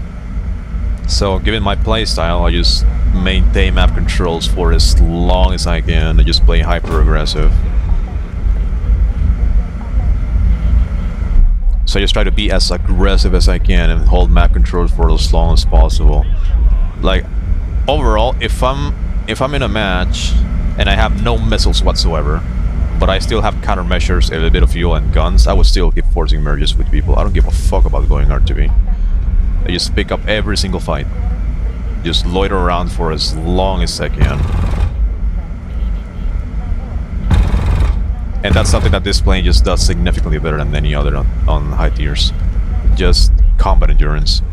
I think flankers overall probably get the absolute most benefit from being flown by an experienced player. Because if you think about it, and I keep saying this over and over again multiple times, is in a plane like this, you have so many missiles, and you have such a good fuel economy too, that you can loiter around for a stupid amount of time, and you can hold map control for a really fucking long time. And that means that if you are on enemy territory, like northern side of the map or whatever, on the enemy side of the map, you get engaged, you kill the guy, and he doesn't kill you, you can still keep flying. And you can still keep holding that flank for a really long ass time. Meanwhile, say for example something like the Gripen, which arguably could be a little bit safer to play in a 1v1 scenario, depends. It would have to go RTV after 2 engagements, so to say. This thing, however, you have like more than twice the combat endurance than anything else. And you have 12 missiles, and every single one of these motherfuckers is really cracked. And you also have funny avionics like the IRST. Large caliber countermeasures, which are actually really fucking good at, and now you have a really fucking busted fly model. So like, oh look, I'm very good notching. Look, some guy's firing all the missiles at me. Look. So I'm gonna do is enable periodic, build some momentum, bam, pull a Cobra, fire the missile, and because I'm going so fucking slow, there's barely any Doppler shift. They will not be able to lock me again. And they die.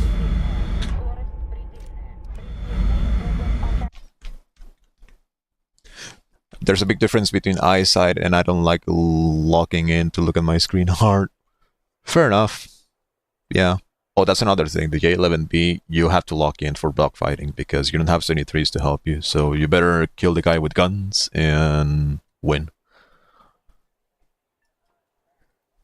It's not like 73 carries the Russian plane on dogfights either, but you know, it's better to have it than to not have it. I would argue Rafale is equal in benefit to experienced player. Yeah, I think so. Rafale, the skill floor is like really fucking low, so any kind of shitter can be insanely oppressive. Well, especially last year because Rafale barely had any competition, but also because of the entire package of the Rafale, I think like only very, very experienced players would actually be capable of using the entirety of the plane to its full extent. Yeah, so I think there are planes that can only reach their full potential in the hands of really experienced people. Because here's the thing, right? So I'm gonna use myself as an example, and even Squish. I think we just have so much fucking experience in the flanker that if we actually decided to lock in, like just 2 of us coordinating in flankers is enough to just fucking control an entire match. Because here's the thing, taking a plane that has 14 missiles, making sure every single one of those missiles counts, and you don't die during that entire fucking flyout, takes a lot more skill than just taking something like S16 that only has 6 missiles and then you have to go RTV. So quite literally on this thing, if you're good enough to just make all of those missiles count and you survive all of the way, the entire flyout, like you literally carry games harder than any other plane probably. Rafale might be able to do something similar, but at the same time, like Rafale and Su-30, I don't think neither is necessarily like a lot better than the other. They have strengths and weaknesses, so you cannot really compare them directly. But what I'm trying to say is, just having a plane with such a massive combat endurance and being skilled enough to survive for long enough to use all of it, it's just insanely fucking powerful for these kind of planes.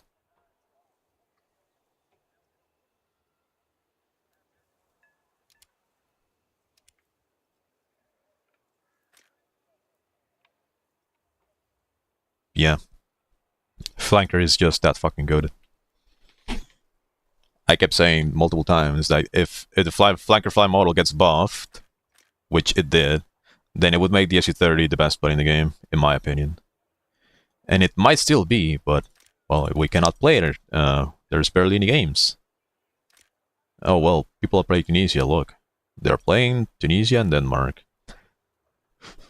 And also, I haven't been able to enjoy SU-30 in top tier because top tier right now is fucking garbage. Having my missiles being shot down it's literally the absolute worst I've ever seen top tier gameplay become. It's fucking garbage. I might as well just play VR where brain rot is not that stupid and my skill actually matters. Like we already reached the point far worse than ever before where planes just do way too much heavy lifting for the players. Not necessarily talking about avionics or fly models or like something like absurd like the Rafale, but it's mostly the fact that, well, you now have fucking planes with a shit ton of missiles and ASA radars that just pick up everything. So now you have a fucking shitter that just installed the game like 2 hours ago. He'll be able to shoot down all your missiles and he'll be able to push you. And the thing is, if you don't shoot down their missiles either, so if you don't do the same thing that they are doing, you're all at disadvantage. So yeah, top tier is fucking garbage. It's garbage. It's the worst it's ever been, in my opinion. It's the absolute worst. And I'm talking about actual top tier, not 13.7 or anything like that. As a matter of fact, I think a couple of days I tried playing 13.7. I was still spading the J-11A, and I really got confused and angry on the fact that people are not playing 13.7 enough. It's literally the most balanced top tier bracket right now. It's the most fun too, and people are not playing it.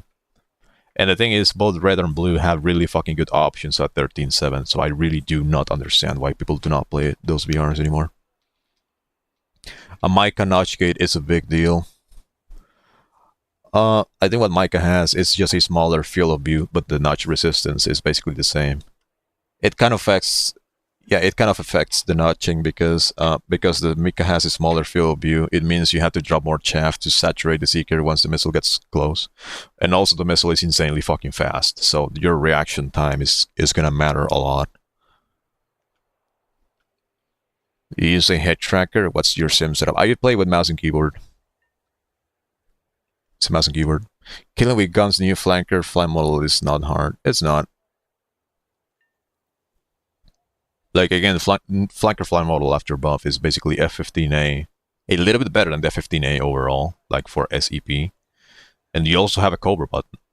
So quite literally, you just cash in all your energy, and if the other guy is running in front of you, you just pull the Cobra button and just aim. Just try to aim your vector and pull lead properly and just aim. And just spray the guns or fire 73. And in stall fights, it's now completely uncontested. You don't win in a stall fight against this thing. Unless you're a Gripen or any bullshit Eurocanard in the hands of an autistic piece of shit. SMT might be better than a Rafale in 1v1. Yeah.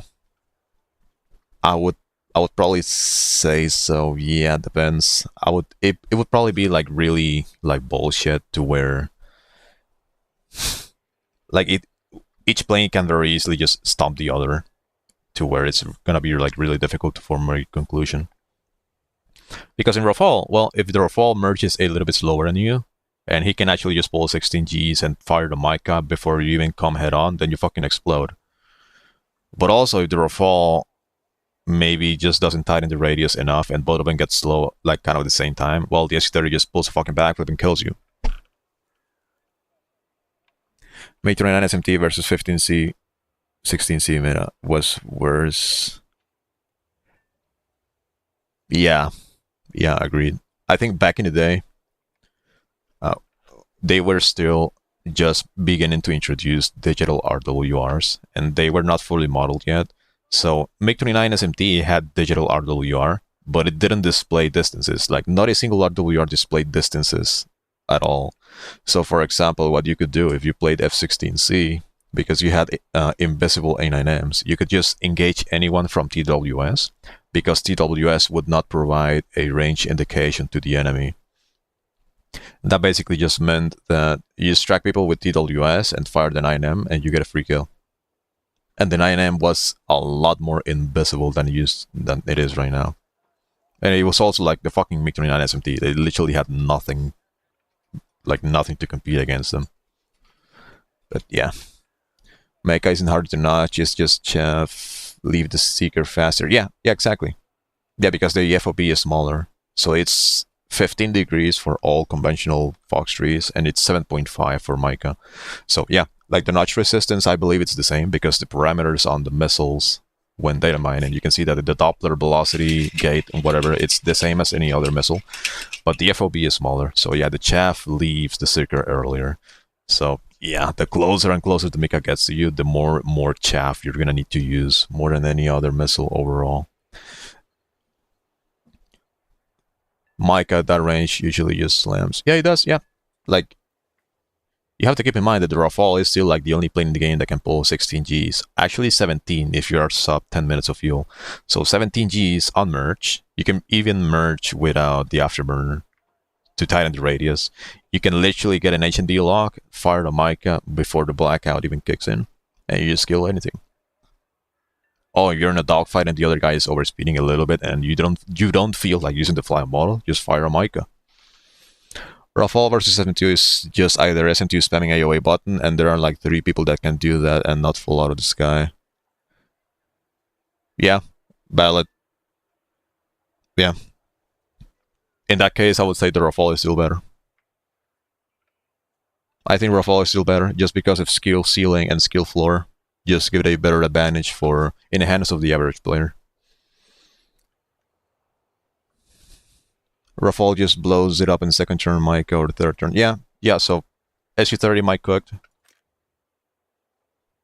Like with the SU-30, I just kind of learned and mastered the art of stalling properly, using AOA properly, and just sniping the other guy's pilot from like 20 kilometers away while flying backwards. So yeah, this thing is basically a plane that you have to do everything perfectly with no mistakes, and whenever you decide to get slow and use thrust vectoring, you have to make it count. If you don't make it count, you die. You will not get a second chance. Because the very moment you have to relax your stick and regain your speed and altitude, the other guy in Rafale is already doing a vertical loop and falling on top of you. So it's either force a head-on or just crash into the ground. So if you don't make the approach count, you die. And so far, I think there's only like 3 people at most in the entire community that actually can do it reliably. At most 3 people. What are your thoughts on SU-33 in Sim? I think it's good, but with Fox 1s, you have to approach Fox 3 fights a little bit differently. So with 27ER, you kind of need to use as many advantages as you can for BBR engagements. So cranking as much as you can, making sure you have better launch parameters than the opponent, and you kind of have to learn to outpull AIM-120s, which can be done, by the way. So if the AIM-120s fire from like 20 kilometers or more, you can kind of just crank and do F-balls and then just outpull the missile at the very end. So let me show you what you can do. It takes a little bit of practice and it's not necessarily like super reliable, of course, but say for example you are in a BBR joust against something with AIM-120s and they are right in front of you. I don't know, maybe like 1 or 2 kilometers high up at most. So what you need to do, where's the target? Let me find a target first. So say for example this guy is in AIM-120 slinger and he's coming head on towards you. What you have to do is you just have to crank as much as you can. So cranking is just basically bringing the target to the gimbal limit of your radar. You come in, you fire your ER, make sure to be going head on. You don't want the ER to be turning that much because it's gonna bleed energy. And here you're just cranking in the other direction. The missile will be coming towards you. So now what you want to do is just pull in the other direction, start cranking in the other direction, like this. And you want to keep like going down like this, so you want to drag the missile into thicker air. And once the missile is very, very, very close, you pull really fucking hard like this. And then at the very end, you want to go up. So this last crank is going to force the missile into turning the entire way to the right, and if you go up, you're also going to force the missile into going up, and that's gonna bleed its energy a lot because, well, it has to fight against gravity now. So with this kind of tech, you can kind of outjoust some A120s if it's fired from far away from you. But I don't have this plane, so I don't really know exactly how it actually fares in autistic hands. But if you have a 27ER slinger, like the base flankers, or you're still grinding like Fox trees, this is one way you can beat A120s in a joust. So you crank F-pole, and at the very end, on the last crank, you go up. So when you start cranking, you want to be diving towards the ground, so that's gonna dive the missile like downward. And then on your last crank, when you go up, the missile is gonna do a very aggressive turn to the right and up, and that's gonna nuke its energy, and you will be able to outpull it. The missile will fly past you. However, it's not gonna work really well if the guy is medium to high altitude, because at higher altitudes, the missiles are going to have more energy, and also your plane is going to have less lift, so you will not be able to pull as hard. So it's only in the case you are both at medium altitude and both of you kind of fire at the same time. So right here, I'm like 4,000 meters. Like if the guy fires an A120 within 25 kilometers, it's going to be really tricky. So it's mostly effective for like medium to low altitude. Full potential Rafale player, 90-degree high bores on Mica is very, very strong. Yeah. I don't think there's a lot of people with fingers quick enough to be doing that actively while vertical notching and maintaining awareness on where the guy is. But yeah, like, I think Yacht, he's probably still in the chat, right? So Yacht got a taste of a full performance Rafale, and yeah, it was fucking, I literally just felt invincible the entire time. I just felt in total control the entire match against him. So I was flying Rafale, he was flying on the SU-30, and I think I recorded those duels, by the way. Let me see if I can find them. Stupid YouTube. My channel, live streams.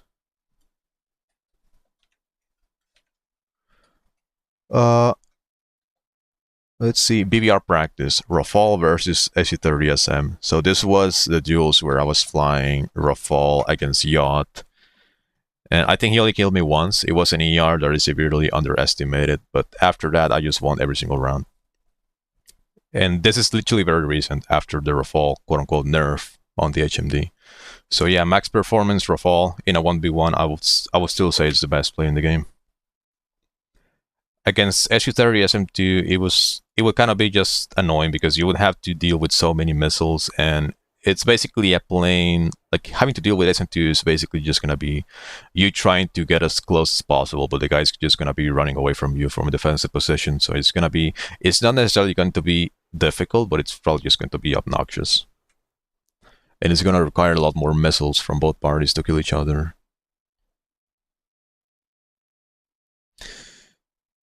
In DCS, we call it a roller coaster. Yeah, I guess, yeah, the trajectory would look like a roller coaster. So, paint. It's time to paint. So let's say there's a bad guy. Actually, I'm gonna paint the black guy on blue because I'm gonna assume he is American. So let's say there's one guy here firing A120s. There's a separation of at least 20 kilometers between you. 20 kilometers and an altitude lower than, I would say, 3,000 meters. So in this kind of situation, if you're in a BBR joust and both of you fire the missile at the same time, so say for example you haven't locked on radar and both of you fire at the same time, and you just have to crank. You initially crank. Here you do a turn, you fire your ER, you crank in the other direction. And by the time the missile is very, very close to you, you have to pull really hard to the other side. And here, on this point, you have to go up. And you go up, you force the missile into doing a very sharp turn, and it's also going to have to go up, and it's going to have to deal with gravity. And the thing is, even if the missile is like decently fast, you have to keep in mind that the M120 doesn't really pull that hard. So even if the missile is going like Mach 1, it will not be able to pull hard enough to just lead into you and intercept you. So I guess yeah, it's gonna be a roller coaster trajectory. So you basically you're in a crank position. Here you crank the other direction. You fire your missile here, and here you may be able to crank again. And by the time the missile is like super close, you try to crank in the other direction, and then you go up, all while maintaining the hard lock. Of course, you don't want to lose the hard lock. That's bad. And of course, if the guy over the fence and he turns cold, then you basically have his 6 for free, and you win.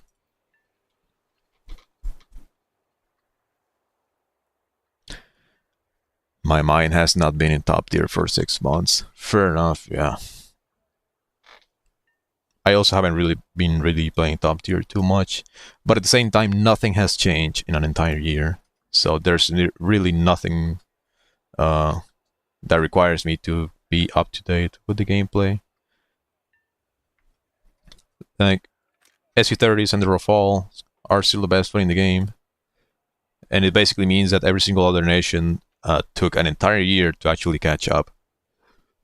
So every single other nation now actually has some of the same tools that the Rafale has. So for example, Eurofighters now have an ASA.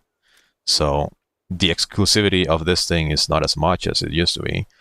A bunch of other planes also have more missiles. Even if they're garbage, they at least have a little bit more. SU-30 SM2 has the funny gimmicky fuck you in a 1v1. I think for EC in 1v1 engagements, this thing might still be the strongest by far, because with the radar and 27ERs and the missiles, like if you want somebody dead, absolutely dead, you can just kill them easily with this thing.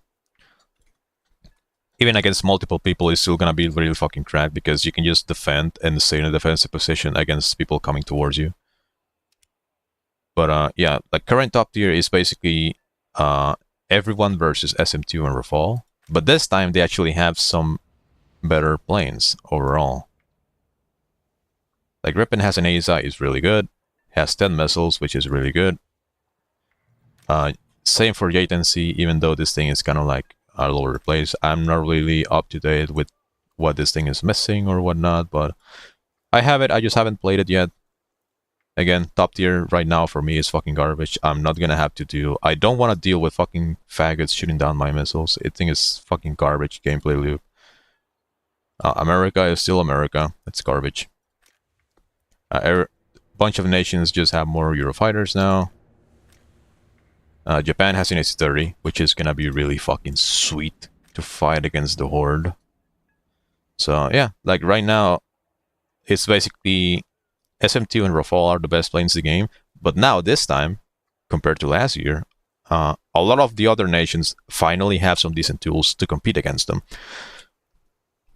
But main issue right now is, number one, top tier is fucking bleak as fuck with the current gameplay and everyone shooting down your missiles. And also red side is a little bit saturated because everyone wants the SM2. Which I guess is understandable, but yeah.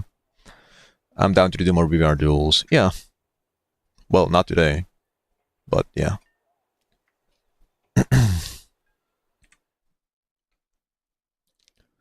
That's gonna be me, not gonna lie. I'm getting really tired of top tier at the moment. Yeah, I just keep saying in my mind, every single time I jump in your stream and I see you playing top tier, I really just don't understand why you're doing that to yourself.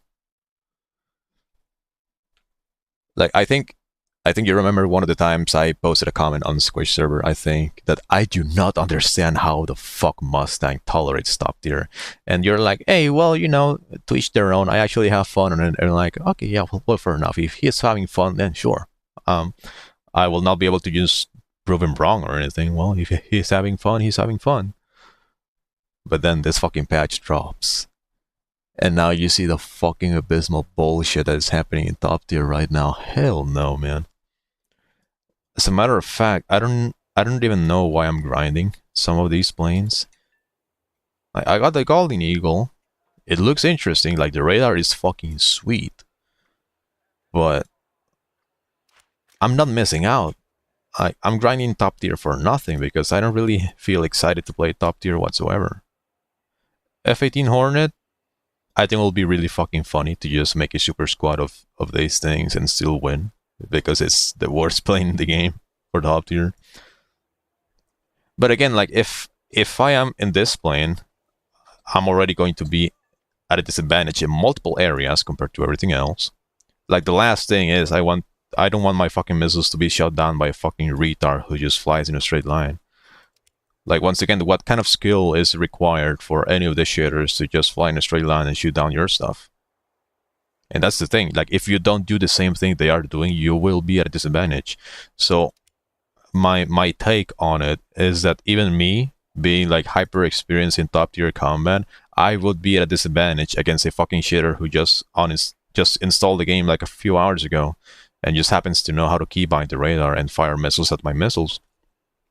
So like how is my skill and good decision making going to be rewarded for that? And I think when I jumped on Mustang's stream earlier, like I saw him playing the Gripen E, and he had a target right in front of him, like right in front of him at high altitude. Like he was absolutely dead to rights. Mustang fired a missile at him. Like that missile would have absolutely fucking killed him in that head on. And the enemy shut him down. The enemy shut it down. And then some other guy ended up getting a Mustang 6 because the guy that he needed to kill just didn't die. So that's the current top tier gameplay. Just fly in a straight line and shoot down enemy missiles and go fuck yourself. I don't just look at me in the fucking eyes and tell me how is that supposed to be fun or rewarding. And that's the thing. I think the missile shoot down mechanic is one of those things that just makes skill completely irrelevant. So in one hand, it gives absolute fucking shitters a way bigger chance against experienced players. But if you take a look at the opposite side of the coin, it means that experienced players are not being rewarded for their skill and good decision making, regardless of which plane they're flying, regardless of what missile they're using. So, hey, well, I made it all the good decisions. I learned vertical notch. I have been playing top tier extensively for like 3 or 4 or 5 years almost. And I basically became absolute fucking top dog. Well, guess what? If I have one of these retards just shooting down all my missiles, I will be at a disadvantage. So what does it mean? It means that my skill and all the effort I put into fucking doing everything almost perfectly basically doesn't matter, because these motherfuckers are just being handheld by some fucking mechanic that is kind of ruining the game mode. And the thing is, in NRB, maybe it doesn't matter, because in NRB, everything is a fucking clusterfuck. Literally a clusterfuck. But in Sim, when engagements can and will be a lot more isolated because of differences in player count and the fact that people are loitering around all the areas of the map and whatnot, like it's a lot easier to get 1v1 engagements. And well, you know, if somebody is flying the SU-30 SM2 and they really fucking want you dead, they will shoot down all of your missiles because their plane can actually afford it. But then, you take a look at top tier from another perspective, and you have a bunch of opponents with ASA radars, and you have a plane that doesn't have an ASA radar. And you know, sometimes you will have to play these things in top tier if you are grinding in the progress of grinding. Well, not only were you at a disadvantage before the patch, but now you're at a much more massive disadvantage after the patch, because they can shoot down your missiles, but your radar and your plane cannot. You see where I'm going? Yeah, of course you do. There's a reason why I have been playing 13.7 and below for quite a few months already. So, J-11A, I got really excited when I got it, but then reality kicked me in, and I'm like, well, I forgot top tier is dog shit. I don't even know why I have it. I haven't played it once. Golden Eagle, haven't played it once, because, well, I know exactly what's going to happen. And I'm not looking forward to it. And now I'm grinding Germany and Japan. Well, I guess one way to put it is I'm not necessarily grinding, I'm just having fun with these planes in a more balanced VR while being rewarded with RP on the side. So like, eventually I will get the OCU, the F2A, the Gripen, F-15JM, and I'm going to absolutely enjoy the shit out of these planes at 13.7. But the S30 MKM for top tier, I don't really I'm not really looking forward to using this thing. I know exactly what to expect. Also, there's the RWR bug because, well, fuck you. Go fuck yourself. No, you don't deserve to get any warning whatsoever against the Fox 3. Go kill yourself. Yeah.